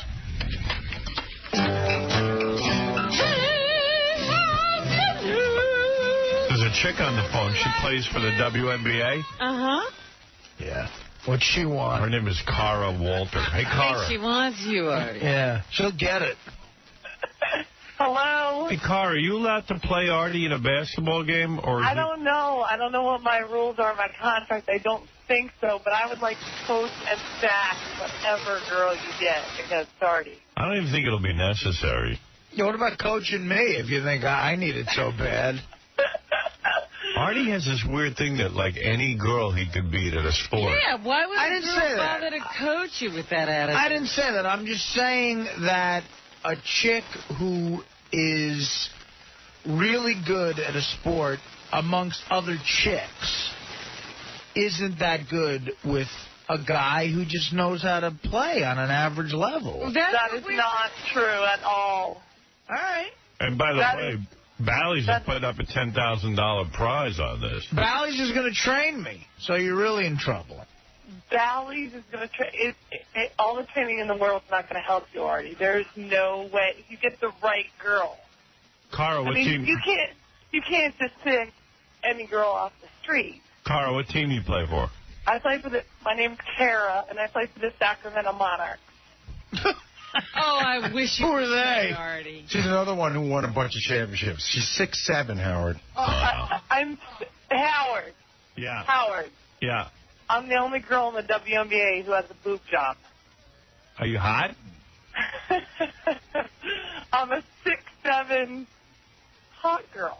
Is it hard for you? Be honest with me. Is it hard for you to get dates being 6'7"? No, my boyfriend's 6 feet. Really? I It's so dated tough on short chicks. man. Can I play your boyfriend in a game? And where do you go for clothes? I mean, do you have to have everything custom made? Yeah, I get a lot of stuff made and a lot of catalogs. You know what's a drag? Like, she's 6'7" and stuff. And if she was making NBA money, you know, like men, Oh, yeah, if she was a guy. you could almost say it's worth it. But, like, these chicks don't. What do you... I don't even think you clear $100,000, do you? A lot of us don't. Our average salary in the WNBA is about $40,000. Wow. So $40,000. Yeah, so I need a job. Can I come work for you guys? So $40,000. No, come beat Artie. There's 10,000. Okay, here's the point. Here's the point. You go down to West 4th I like that Street. the WNBA doesn't want to allow these chicks to play Artie for $10,000. They got contracts? Forget Meanwhile, about it. it's a fourth of their salary. You know what they do? I know. No kidding, huh? Yeah, it's ridiculous. You know what the chicks do? I agree with you, Howard. Not only that, it'd be good for the WNBA. Get them some... I mean, no one ever talks about That's it. exactly how women's tennis I agree. I think it would be great for the WNBA. I also think a girl should pose for Playboy from the WNBA, but I think they would think that was, like, horrible. I think it would be great for the league. You know what? Why don't you just go do it? Because, quite frankly, if Playboy pays you $100,000... Playboy pays you 5 years. Yeah. Because what these chicks end up doing, Howard, is they go over to Europe and they play in, like, you know, they'll finish Yeah, and then play that's in what Europe. we do. I played over in Italy. That's where we make all our money. In the off-season, we play overseas, and we make great money. Overseas, you can make, like, especially if you're a big girl, like I'm a big girl, you can make, like, $20,000 a month. Does a dude want to, like, bang you? Could they get into something freaky, like, you know, because you're so big? Yeah, it's like they want to climb me, you know? Yeah, and isn't it weird, like, when you wrap your arms around a dude because you're so much... you could probably lift a dude. You're so much more powerful. I know I need to feel like I'm in charge. No, well, you know, I'm a freak, so I like, you know, I'm a freak, and I like the fact that, you know, guys like it. It's something different. It's fun. It's not. But you're you know, a girl. I like to feel like, I don't know, like I'm, you know, even though I'm a big girl, I like to be taken care of. You know what I mean? Like I'm like, feeling Can you buy, dominated, I guess. Can you buy thongs and stuff? Yeah. You know, that's the thing. Like, I'm big, but I'm sexy. It's okay to be big and sexy. But, like, if you're standing up with a guy, your bush is in most guys' faces. I mean, seriously. Girl wants it. 6'7". I'm 6'5". I know how awkward it is. Yeah, well, usually my boobs are in a guy's face, that's for sure. Yeah. Get a face full of vag. But I would really like to coach whatever girl you get. If I can't play, because I would kill Artie. That's not even a contest. She would, Howard. I watched her play when she was in college. She'd pummel him. But here's my point. To the street court on West 4th Street and get some of the guys who get in those games, good guys in those games, they could probably all play for the Sacramento Monarchs. But you know what the thing is, Artie? We're not comparing. Like, it's apples and oranges. Like, obviously, guys are quicker. They're more athletic. They can jump higher. But that doesn't mean if you get a girl who can shoot that she can't shoot the lights out and beat this guy. Or you can't get a girl who can cross him over. And, you know, just because physically, yes, they're going to jump higher or be a little quicker doesn't mean that she can't beat him. That's what I'm talking about, Artie. The skills these girls have on the court to get around you. I want Artie to play the Division II chick who's 5'5". I still say he won't beat her. I agree with you. I don't think he beat anyone. Like, and you're saying you can't take anyone from college or the WNBA because the rules are... We might be. We're working on it. We might be able to. WNBA players are checking the rules. They're all checking their contracts. And, you know, the WNBA is even looking into it for us as well. They're going to try to find a player for us. For $40,000, you shouldn't even have to have a contract. I know. Yeah, It's terrible. Well, I don't think we're allowed to mud wrestle either. Yeah, I like that these chicks are getting paid $40,000 a year and they give them contracts telling them what they can do. Can't do stuff. Well, maybe they only get paid $40,000 a year because no one goes to the games. Hey, that's not true. But I dig what you're saying, but the fact of the matter is, for $40,000 a year, why are they signing these contracts where they can tell them what they can and can't do? You should be allowed to do whatever you want. Yeah, for $40,000, you should be, you know, absolutely make more money as a janitor. And they have a TV contract. WNBA is on TV as soon as the NBA season ends. So there's somebody's making money. Yeah, and it's not the players. It's really bad. Anyway. But do you think? Let me ask you this then: if you think I beat a chick like 6th or 7th off the bench in the WNBA, or if it was competitive, she beat me by 3 points. Do you think the WNBA takes a major blow to its reputation at that point? No. Well, it won't. No? It won't happen. There's no I don't way. think they care. See, There's no way you'll beat any player in the WNBA. I've spoken to some people, and they're Artie's saying he can. I'm saying if it's like there's 12 players on a WNBA team, or is it different than guys? It's 11. There's 11. Okay, the 11th chick on the Sacramento Monarchs, I bet will be a competitive contest with me. You're absolutely crazy. Okay. Let's see. Get the 11th worst chick. We're trying to get it set up. How did he get this way? I'm not Robin. I'm He not was saying- raised. by old Italian men. No. I just think that it's... What happened to the 6th person off the bench? Getting nervous? Yeah, what happened? All of a sudden you moved from the 6th person off the bench to the... She said, well, you know, she just said anybody in the WNBA. I agree. There's no way you can beat anybody in the WNBA. All right, baby, I got to go. All right, thank you guys. I'd love to talk to you about your sex life. Hey, well, we could do that. Just let me know when I can come in. We can do that. You can bring it. You know what? You got to have her and her boyfriend in. Yeah. Yeah, I'd like to hear about that. I mean, doggy style, the guy would have to stand up on some phone books. Right? Am I right or am I wrong? He needs a stool, yes. Oh, no. Yeah. Oh, no. He takes care of it just fine. All right, babe. All right. I bet you Dave's waving his hand. I'm ignoring it. He was, yes. Tara, you're, thank you very much. Okay, hopefully I'll meet you someday, Howard. I love it. All right. Yeah, I'll put you on hold. Hold on. All right. So we got a lot of takers now.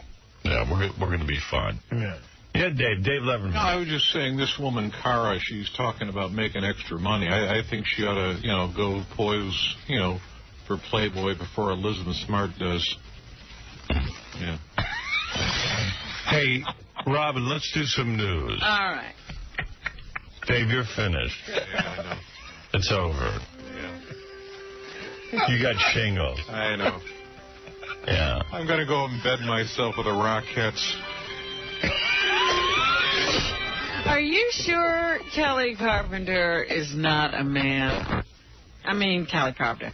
Are you sure Rosie O'Donnell is not a man? That's a man. What do you mean? I'll play her in hoops. Kelly Carpenter's name is now Kelly O'Donnell.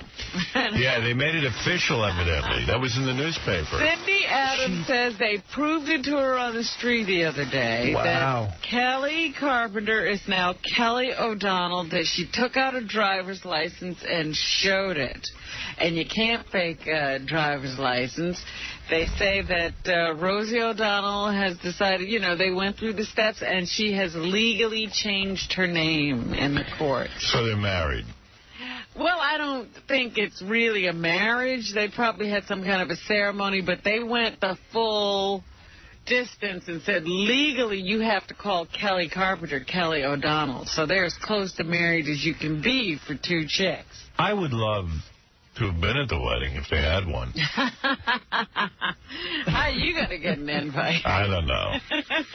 I mean, I'm not positive Rosie O'Donnell's not a man, but I don't want to check. I mean, I don't want to really know. We'll take her word for it. Yeah. So, yeah, she's got the new hairdo, and Kelly Carpenter is now to be addressed as Kelly O'Donnell. All right, good. Also in the news today, a woman who is 42 years old and the mother of two has married a 14-year-old boy. Can you do that? Is that illegal? This is legal somewhere in the United States. Alabama. A 42-year-old woman could marry a 14-year-old boy. That's right. Wow. In Alabama. Yeah, but who even knew that was legal? Dana Sancho tied the knot with honor student Irvin Vincent O'Rourke III in Mobile, where 14 is the minimum age for getting legally hitched. He, of course, had to get his parents' permission, and they gave it. Wow. It is unusual, but nobody's business, according to Dana. Imagine. I remember me at 14. If I came home and asked my parents if I could marry a 42-year-old broad. What? I told you no. Yeah, but down there it's like, you go ahead, son. You do whatever you want. That's right. Goodness. That's amazing. Robert Conrad in trouble. The Bobby Conrad. Actor. You mean career trouble? That's been going on for years. Well, that's been a long time. Yeah. But he's in some new trouble. Wild Wild West and Black Sheep Squadron star has been arrested on suspicion of DWI after a head-on collision with another car. That doesn't bother Bobby Conrad, a head-on collision. I wonder if that battery fell off. Yeah. Okay. That guy's scary. Yeah, we interviewed him. Don't you think he's in the Robert Blake category of nutty? Absolutely. I was just about to say, he's got that kind of Robert Blake vibe. Yeah, like chip on his shoulder. He needs a battery just to be normal. Sorry? He needs a battery just to be normal. Blood alcohol test results are not yet available, but since the driver of the other car broke his leg, it's his leg, it is being considered a felony. Leg. So, Conrad was hospitalized and is in stable condition. He's a battery just to be stable. As you said yesterday, some really good news from Iraq. They found 19-year-old Jessica Lynch, who was one of the troops that was... Dave wants to know if she'll be in Playboy. Probably before Elizabeth Smart. I hope so. I hope, damn it. You know, when they ambushed some maintenance crew or whatever, I think she was in that group of people who was taken. And, some Iraqi soldiers ambushed their convoy when they were a little lost. And she had been hit with rifle fire, I guess, several times, had many gunshot wounds. She looks really young. Oh, my God. I mean, I know she's 19, but she looks like she's 15 I in wonder that what picture. the average age of the troops is over there. I bet you 19 or 20. Yeah, that's They're what kids. I figure. I heard the other day about a guy, 58 years old, who's a reservist. No kidding. He went over? There, yeah. Wow. Yeah. 58? Yeah. We got some guys who know what they're doing over there. They said Navy SEALs went in and got this chick. Wow. Right, They swept down and just took her. They're actually the crew that's looking for this guy who they call, it's Chemical Ali. Yeah. Yeah. This, a woman. This woman who's their big scientist who makes the chemical weapons. They're on a sweep through there trying to find her. And this was the group that was in there looking, and they just happened to come across Jennifer or Jessica, whatever her name is, Jessica, and they effected the rescue. So, Man, a lot those of good work. Navy SEAL dudes are really awesome. They took care of this no problem. Or CIA, we don't know who they are, really. What did it say? It said that they, put out a game plan and executed it perfectly. Like, they just went in and grabbed her and got her out. How many dudes? They didn't say, but they said it was a team of guys. Awesome. Awesome. Yeah. That's the kind of men we sent. And women. As you mentioned earlier today, Alias star Jennifer Garner and her actor husband Scott Foley are having their own private Cold War. U.S. Weekly reports that Garner and Foley, both 30, are putting their 2.5-year marriage on ice. They're going to separate and announce the split very soon, according to an insider talking to the magazine. What that means is she met somebody on a movie set. That's all. Suspicions of trouble in the marriage began to surface last month when Garner showed up at the Oscars with a female friend. Suspicions began when she became a huge star. Yeah, that's when we started being suspicious. And he was still on Felicity. You guys are just so jaded. Yeah, she's claiming irreconcilable Q ratings. When he auditioned for pilot season. Yeah, that bummed her out. Yeah. She couldn't handle it. Everybody's still really worried about this new flu they're calling SARS now. They think we do have some suspicions of it being here in the United States. And they're saying one of the places that you're most likely to get it is on a plane. Yeah, I have it already. I've had it for 2 months. Oh, stop. Not a big deal. Yeah. I'm getting through the day. And it's really bad because it's one of those kinds of infections you get just from droplets, which means if somebody sneezes or coughs in front of you and you're breathing in the same air, you could become infected. I'm so paranoid. Like sometimes when I go running, if I walk by someone, I hold my breath because I don't want to breathe in their air. Really? The air they breathe out. What is that person, what signals you there's a person I should hold my breath around? Any person. Every person. You know what they look like, Rob. But there are some people I look at and I go, I'm holding my breath. Well, that's what I'm saying. What's the trigger? What do you see that says to you, hold my breath? Their clothes are kind of dirty and, you know what I mean. I'd have to show you. It's not a particular type. Yeah. I just wondered if there was a particular trick. No. Well, they'll never fly commercial again because the worst colds you get are caught on a plane. See, Robin? It's awful. Well, I heard a doctor recommend this morning that you should get a surgical mask.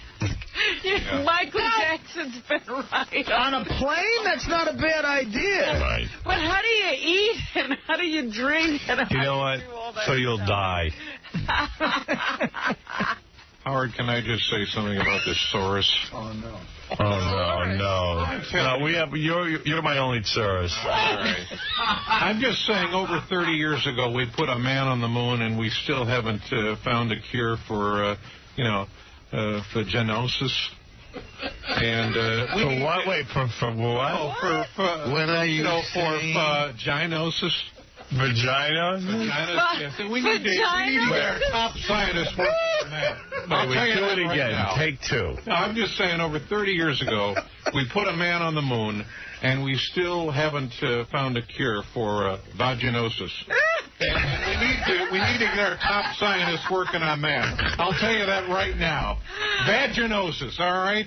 Stop it. All right, you got it right. Yeah, all right. Vaginosis. He's got shingles. Time is the charm. 2 people on the Devil's Roster have genosis. I'm sorry. All right, go I ahead. like vaginosis. Vaginosis. Too. Yeah. Vaginosis. Vaginosis. Oh, Elizabeth Smart should be in Playboy. Or housetosis. There you go. Hugh Grant is ready to shelve his acting career for a while and concentrate. He's got to make it full time. He's going to concentrate on finding a wife and having children. Probably the best place to find a woman is on a movie set if you're an actor. I can't imagine. He hasn't been able to find a woman to marry and have children with. The only people who have to concentrate on finding women are gay guys. Because what are you concentrating on? What is there to concentrate? You walk around, you meet girls, and if you're lucky, one of them pays attention to you. What is the difficulty? He's going to go concentrate. This is a guy women are throwing themselves at. He has to concentrate. You got to weed through a lot of entries. I can't concentrate. I have to get off the movie set where there are more women. I certainly can't act and try to find a chick at the same time. Yeah. That'd be impossible. Guys find women during wartime. He can't find one on a movie. He's a guy with problems I'd love to have. Can you imagine? He is disenchanted with acting at this moment. Maybe a lot of chicks got turned off to him when he took his penis and used it with a filthy, dirty whore. Yeah. Chicks tend to really get turned off. I ran out of Viagra. He needs to get married and have children. Do you get any word right, Dave? I don't know. What did he about just... Viagra? He said something about Viagra. Viagra. Yeah, I ran out of Viagra. Yeah. I'm sorry. Dave, you got shingles. Sit back and relax. All right. He shrugs off any idea of getting back together with old flame Elizabeth Hurley, saying she's with another guy, and, we're just good friends now. This just in, Dave Letterman's going to Niagara Falls for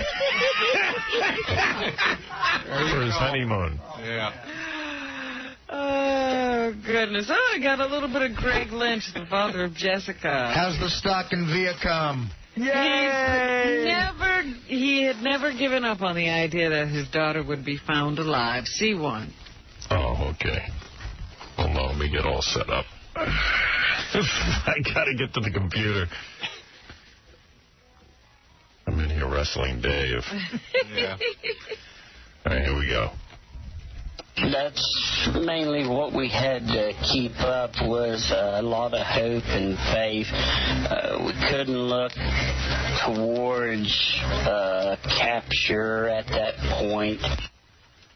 So there's the dad of the girl. They've actually gotten to talk to their daughter.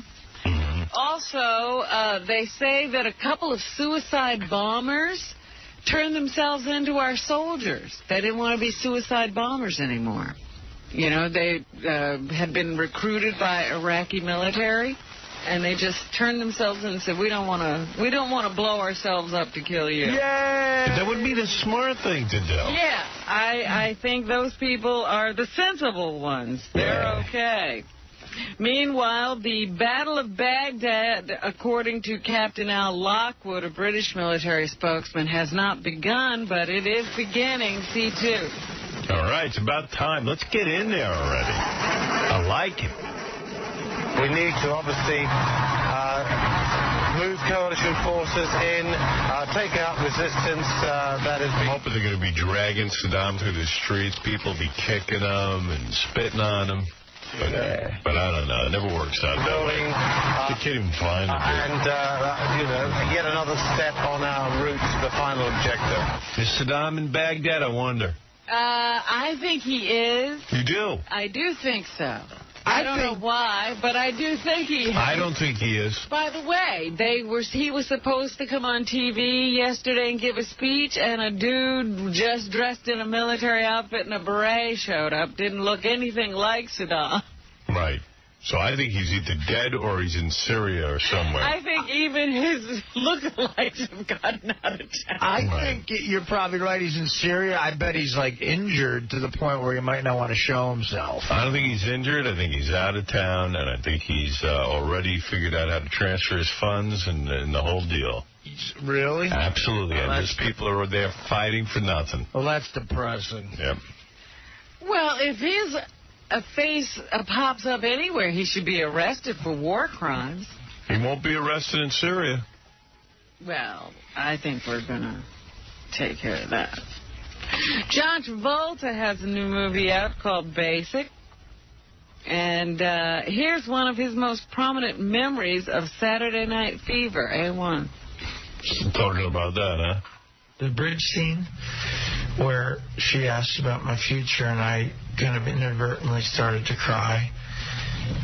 And the solo scene of dancing that was such a... No, the best scene in Saturday Night Fever was when that kid with the big shoes jumps off the bridge, falls off the bridge accidentally. Yeah.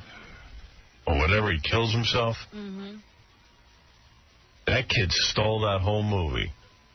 He was the best. I don't know whatever happened to him. He's the one who should be in these movies. He's a kid whose face you saw every once in a while after that, but then he kind of disappeared. Man, he was good. Now he's off the radar. He was the best, that kid, with the big high heels. I like in the beginning when he asks for 2 slices of pizza. Yeah. And then does that move where you put one on top of the other and fold it up. But you just love pizza. Any food. Every scene that Artie remembers had food in. 2. Give me 2. That's what he said. And here's why disco became such a phenomenon when the film came out, A2. I don't know, because it was something that was going out at the time. It was really something that was kind of fading away, and I just rekindled it somehow and made it mainstream when it was more of like, you know... Oh, God. Not a minority. All right. We got to take a break. Saying I rekindled. No, the movie did. Yeah, we got to take a break. We'll be back right after these words. I'm calling in anticipation. All the people are going to call to say that Howard Stern is a sleazy scumbag. Well, you people should wake up and get a grip. You have a name I want. Howard Stern. All right, honey. Is this show over yet? No. By the way, while we're in Vegas at the Hard Rock Hotel, we're going to be doing the $100,000 bet on one hand of blackjack. Thanks to GoldenPalace.com. Those dudes rule. Golden Palace putting up $100,000 for that bet. Someone's going to get to play. That makes me nervous every time. I know. That's a tough thing to go through. I go insane. I mean, $100,000 up on the table. It's pretty amazing. I never even thought of the aspect that they could split tens or something. Yeah. And that's fully insured for that, right? Yeah, but they can't split tens. They're going to blow it. I mean, a splitting eights and stuff like Right. that. Yeah. That's different. You wouldn't split tens. No, I'm saying what you do, Art. No, but what I'm asking is. That's what you do. What I'm asking is, could you double down? No. No doubling down. That's what I meant. No. It's a straight bet. So on a 7 and a 4, you can't double down. No, but it's a great bet. It's $100,000 with an 11, Yeah. so, it's pretty good. But splits would be amazing. Yeah, split you can do. Yeah. That would be sweet. Yeah. Yeah. Well, anyway, Robin, we were doing the news. Yes. What do you think Sumner Redstone's spending on this wedding he's having on Sunday? I'm not invited. I'm kind of burned. Really? Yeah, I mean... You wanted to go to this? Yeah. Where is it? It's at the New York Public Library. Yeah, I wanted to go. I heard that it's going to be big. I might go try to take out a book. Sneak in. Crash the wedding. Well, the reason I thought about it was because, John was talking about his party this summer, and he's trying to get a band together. Well, Sumner's having Tony Bennett sing at his wedding. Wow. So I don't know how much that would cost you. I think Zebra's opening, though. Yeah, probably. They're going to be supporting Tony. And Russell Crowe must have spent a lot on his wedding. You weren't invited to that one either? He built a chapel. $240,000 to build a building that has to be torn down immediately after because he never got permits. I hear they're saying they will let him keep it up. Only as long as the wedding. They were going to tear it down before the wedding. Hey-oh. Boy, that's just decadent. I don't care how much money you have. You don't do that. It's a waste. It's a waste. It's just waste. It's like burn the money. Yeah. There's no place for him to get married. Right. He had to build his own chapel. What a dick. Everybody's a dick. Except me. And I'm also seeing that Nicolas Cage and Lisa Marie Presley, when they were engaged, I guess one night they were on a boat, and the way she's implying that Nicolas Cage took a $65,000 ring and threw it in the water. That's nice. And then she demanded that he hire divers to try to find it. They, of course, never found it. Never mind that. Anybody find my keys around here? You've lost your keys. Could we get some divers? We need some divers. I don't want Evil Dave Get to hold a my dolphin and look for Howard's keys. And just get a trained dolphin. Yeah. Got a The porpoise. Legend of Ron Jeremy is now available on video and DVD. You were wondering about that. It's a documentary that follows the life and career of Ron Jeremy from his days as a teacher. I didn't know he was a teacher. And a frustrated actor in Queens. He taught acting. To his rise as one of the most prolific performers in the adult film industry. Here's Ron Jeremy to explain how he went from teaching to work in adult films. B1. I quit teaching. I got a master's in special ed. I taught retarded children. I quit to do theater. The job market is horrible for actors. That's so creepy, isn't it? I know. I'm like, God, he's so uncompelling. Yeah, I know. I even got into the union, equity, and still horrible for actors. And my ex-girlfriend sent a picture of me into Playgirl magazine. They liked it. I signed the release. They published it. And, the feedback wasn't so bad. And then when I got approached to do porn, a lot of the same directors were doing both. Because back in the late 70s... Yeah, it was no big deal. So I get naked and I bang chicks on camera. That guy's 7 inches away from being a janitor. Yeah. He's was trying to explain how he got out of teaching. He just quit. Yeah. It was film. There was no video. So the same director who used me a lot in porn, Chuck Vincent, put me in a mainstream movie with Jack Lemmon's son, Chris Lemmon, and it got me into the Screen Actors Guild. And then from there, I was doing mainstream and adult side by side. How is he not dead? Yeah, AIDS missed him. That happened. Is he using some sort of super rubber? I don't know. Sounds like Tom Dreesen. Here's Jeremy to tell us if he still has time to make adult films. I think it's nothing but time. Me too. I have a contract with a company called Metro Studios, the Metro Interactive. I do films pretty much just for them, which means I work a lot less because now it's a contract deal. But I'm also having more time to chase mainstream stuff and travel around the country. Mainstream stuff? What mainstream stuff? And do a comedy show and stuff. Comedy? He can do anything. He ties his penis into pretzel-like shape. Yeah, well, how did he miss doing that show? He's into pretzel shapes. Hamburger, teacups. Remember that guy who made a hamburger out of it? That was a little gross. And he says female adult film stars make more money and sleep with fewer partners than people realize. B3. Girls are pulling in $250,000 a year, some of them, and the guys are pulling in Oh, boo-hoo. $40,000. Yeah, because guys want to bang chicks, dude. Girls don't want to bang guys. Yeah, you get it? Yeah. You have to pay the women. They're going to pay you a lot of money to bang chicks. Right. And you get the top girls in the biz that had very few guys. Nobody cares who the guy is, genius. Yeah, and female whores make more money than male whores. Business like, oh.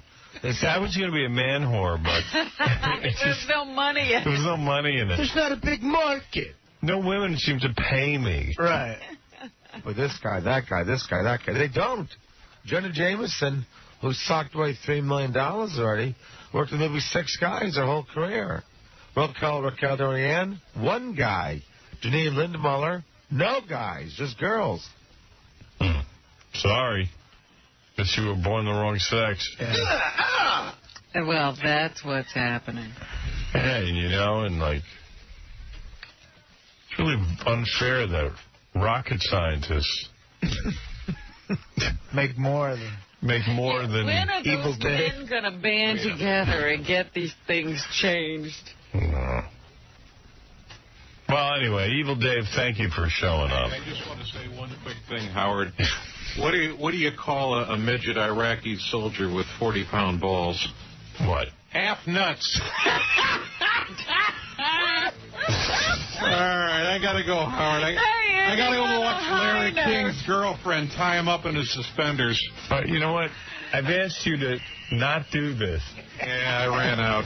I know. Well, it's okay. It's time to be quiet. On a high note. I'd like to end by saying Viagra and Tom Dreesen.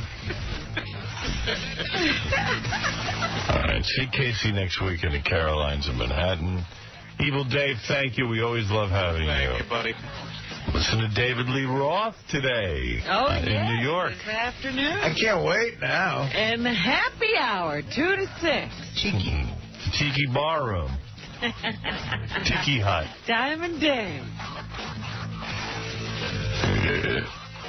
See you at the Hard Rock, 22nd through the 24th.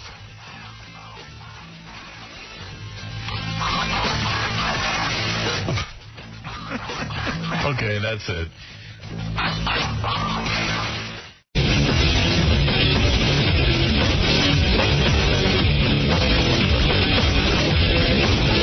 Hey now.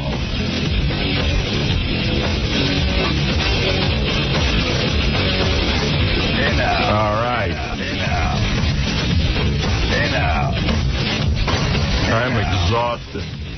Hey now. I could not sleep last night, so my remedy whenever I can't sleep is to eat something. Really? Yeah. So I ate. I went on an eating. I did good all day. I didn't eat anything, I ate the normal amount of food, and then I just went on a binge. In the middle of the night. Well, about 8 o'clock, 8:30. Oh, that's middle of the night to us. Yeah, I just started eating Cheerios and all kinds of fruits and nuts. And Are you sitting there with the refrigerator door hanging open? Like, why do I do that? I don't know. It's like, well, I'll keep it open because I'm walking right away. I don't have time to wait to open that door again. Yeah, it's almost like if I keep it open, that's a good question. Why do I keep it open when I do that? Well, I see that sometimes when people are binging, the door is always open. I wondered if you were in that. Yes, the door was open. My nose has frostbite. Oh, my God. Freeze. Do you do that, too? Like, when you go on a binge, do you just keep the refrigerator door open? No, I like it, but then the door slams tight so much, because there's a buildup or something, and you can't get the door open sometimes. Yeah. Maybe that's why you leave it open. I don't know. Fighting with that suction. I'm in therapy, so I'm starting to look at everything I do and why I do it. And I realize I don't know a damn thing about myself. I had never thought about myself. You know what I always did? I always came to work. You know what was funny when we were talking to Damon Wayans yesterday? He said something interesting just like that, too. He said, I need to get to know myself. Yeah. Well, that's what happens when you get separated or divorced, like Damon Wayans did and I did. Yeah. Especially if you're in therapy, they say, well, you got to get to know yourself. I'm like, oh, no. That's what you were trying to avoid, wasn't Who wants to know me? And I don't know what that means, too, because you know what my therapist says? He goes, like, when I'm on the phone, like, whenever I'm alone in the apartment, I get on the phone and I call people or I watch TV. He goes, yeah, because you're afraid to get to know yourself, your own thoughts. And he goes, you're busy watching TV, you're busy on the phone, you're busy. Any kind of a distraction. Yeah, but what the hell are you supposed to do when you're there by yourself? Sit and think? It's supposed to be that you're comfortable even with nothing on. Really? And no one to talk to. Are you comfortable with that? Yes. You are? Yes. Well, then you're cured. I am not. I am very uncomfortable with the thought of being alone with myself. I am not real pleased with that idea. You think that's bull? Yeah, I do. I think it's bull. I mean, you've got to do something. Who wants to sit around and stare at a wall? Nobody's saying you have to do anything, but you shouldn't. I'm uncomfortable staring at a wall. I like to I want to do something. That's the problem. Uncomfortable. What's to be uncomfortable about? And it's boring. No. No. There are times. No. That you, I love that. Wait a minute. This is what he says. Saying You're not wrong. This is what he's saying, too. That, nothing is not supposed to be uncomfortable. It's supposed to be, I want to do this, not I have to do something to stay away from that uncomfortable feeling. So how long do you sit and do nothing? You go at home and you can sit in a chair and not do anything. Just sit in a chair and not read a book and not do anything. Yes. For what period of time? I don't know, as long as I want to. And that's fun. Yes. I don't get that. I don't understand it. Because I know what the guy's saying. Like, you should be able to sit and think about stuff. Or not. Yeah. But, I don't know. I seek out that time. There's not much of that time there. Right. I think that's such a waste of time to sit in a chair and not do anything. It's very restful. Sometimes you just need to go within and see how you're doing or, what's going on with you or where you want to go. You can't do that if you're talking to people all the time. You know what? Good for you, because I can't do it. Bobo, you're on the air. Hey, how you doing there, Howard? Yeah. Listen, I was watching Boot Camp last night. That sucked. Yeah, I watched some of it. It looked like it was going to suck. Yeah, you know what? I didn't. You see, Temptation Island appealed to me. The idea of it, like, hot chicks and guys, and they're trying to hook up. Boot Camp just seemed like a stretch. And I was thinking about this. The guy who created Boot Camp is the same guy who created Survivor. I got to ask you guy about a name-changing ceremony. Well, it was a black guy interviewing him on the MTV thing, and, you know, you don't ask Puff Daddy tough questions when you're a black guy. Right. We'll see him on the black radio station. You know, he's standing there saying, I'm going to change my name, and the guy just sits there like it's the most normal thing he's ever heard. Yeah. Not only is he going to change his name, he's going to have a name-changing ceremony. All right, two things we got to cover. First of all, Bill's on the phone. Bill has... You got tape of Suzanne Summers last night? No, Howard, I don't have tape of it, but I you know, she mentioned your name and John Ritter's in the same sentence. Yeah. How you exploited her for having breast cancer. It was an exclusive on the bottom of the... What? I didn't even... Robin just told me she had breast cancer just about 5 minutes ago. When did you exploit her for breast cancer? That's what she said. That's what she was saying. I thought maybe when you read out of the rag magazines last week or something. Maybe, but all I did was I read... Listen, first of all, for those of you who don't know, because I didn't know until about 5 minutes ago, Suzanne Summers has breast cancer. Now, I didn't know that. I guess she talked about it on Larry King last night. Yeah, that was the first I heard of it. So, well, in fact, we have Suzanne booked to come in here in a couple of weeks. We've had her booked now for like over a month. Really? Yeah. We always have her on the show. She's always come in here and been pretty friendly, and I've been friendly to her. She kind of dissed you, Howard. It wasn't bad, but it was just... Well, it sounds like you're doing here now. A couple of weeks ago, the reason I booked her, there was an article in one of the rags that basically said they caught Suzanne Summers coming out of a liposuction operation. And I said, well, you can't sell Thigh Master and write books about how you can lose weight and stay in shape if you're doing liposuction. You got to come clean about that, because people are thinking, wow, she looks great. I don't need liposuction. Right. So now she's saying on Larry King that she's getting the liposuction because it's part of an alternative cancer treatment, that she is going to a regular doctor, but she's also going to one of these, I don't know. She said she was taking some kind of homeopathic treatment. Yeah, homeopathic. Exactly. And so she says part of the homeopathic procedure is to take injections in the stomach. So she needed to lipo out all the fat so she could take injections. Listen. Now, homeopathy is supposed to be hundreds and hundreds of years old. Yeah. So hundreds and hundreds of years ago, where were they getting liposuction? Right.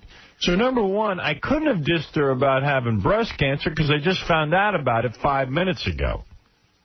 That's what she is implying.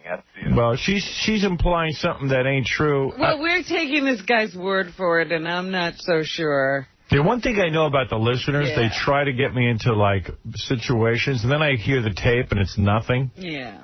You guys always try to rile me up. No. I'm not. Believe me, I'm not. Tell me what she said exactly. It's something to the effect that she was exploiting, that you were exploiting her, you and John Ritter. I just caught the first end of it. And what does John Ritter have to do with her cancer? That she mentioned both of you in the same sentence. Sounds like it was a joke. No, it wasn't a joke. She was serious about it. And then later on, Larry King asked her, what of these people, who said these things, and she said something that she was mad and this and that. And the other. All right, here's a guy named Rico. He already says that you have it wrong. I was going to say, he sounds very confused. Yeah, Rico, go ahead. Yeah, Howard, what she said was that every morning on your show, you make mention of her breast, that's all. Oh. Nothing about the cancer at all. No. She was just saying that every morning you make fun of her. Plain and simple, about her breasts, that's all. Number one, I've never made fun of her breasts. I don't even know what that is. Well, maybe not make fun of them. You mentioned her breasts every morning on your show. That's what you... Well, then she's delusional, because I haven't mentioned her in months. I'm beginning to think that much like when Gilda Radner ran off the show because of her ovarian cancer, that something's wrong with Susan, too. Yeah, I mean, no offense. I got some girls coming in here who are a lot younger than Suzanne Summers that I might obsess over. But you certainly don't get up every morning and go, Suzanne Summers' breast. Yeah, I don't know. I mean, you guys listen pretty closely. When have I ever mentioned Suzanne Summers' breasts? Except for when she's here, I go. You know, I try to compliment her. I say she has a nice body. Yeah, I always say she has a nice body because it's true, she does. But Howard, I think Jackie's writing a book on you, and that's why he's not coming back. He wants to release the book. Hey, Jackie can do whatever he wants, man. Let him go do his thing. This guy, again, doesn't know anything. He's just speculating. Yeah, again.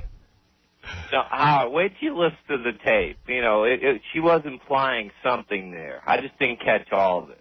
All right. I tell you what, if anybody has tape of the Larry King show last night, and I can't imagine the mental patient that sits and tapes that show. Only Larry has that tape. Larry's the only one with a tape of it. But, I don't know. I got to hear the tape, but it just sounds kind of screwy to me. She was going on about how her sex symbol status, too. She'd mentioned that. I was in and out. It was, you know. You were definitely in and out. You're not sure of what she said about anything. Because Rico's saying she didn't say anything like what you're saying. Well, she did. Believe me. All right. Thank you. Thank you. Scott, and thank you, Rico. Okay, Howard. All right. Hey, I'm not going to give it away right now, but we got a gay vacation to give away. What's that? A gay vacation? You know, we're going to be sending guys on regular porno vacations where you can actually party with porno stars. Right. So this guy calls in and he says he's got a gay vacation to give away. What is the gay vacation? Morning, Howard. Hey, how you doing? This is Scott, by the way. Good. Scott, are you a gay? Are you gay? Scott, are you a gay dude? No, I'm not. All right. No, we've done the straight trip, the Triple Extreme Vacation for the past 3 years. Mm-hmm. And now we're doing the same exact thing for the gay market. We got some great gay sponsors, Frontiers News Magazine, Men of Odysseys coming down, and they're actually just tell me, forget about all your sponsors. Tell me what you do on a gay vacation. It's the same exact theory as the straight vacation. They go down there, they party with adult film stars, they watch movies be filmed, they interact with them. It's unlimited. So if I'm a gay guy, I go down there, I can have unlimited alcohol.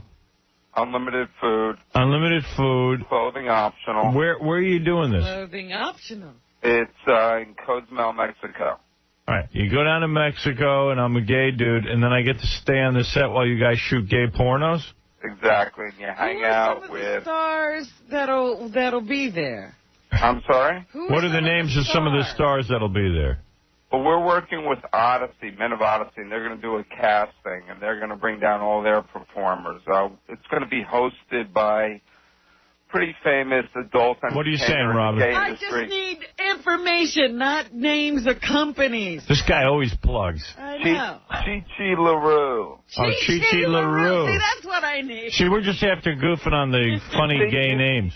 You need 𝗛𝗏𝗏𝗏 LaRue. 𝗛𝗏𝗏 LaRue and who else? Again, it hasn't been cast yet, but they're bringing down about 30 gay adult dudes. entertainers.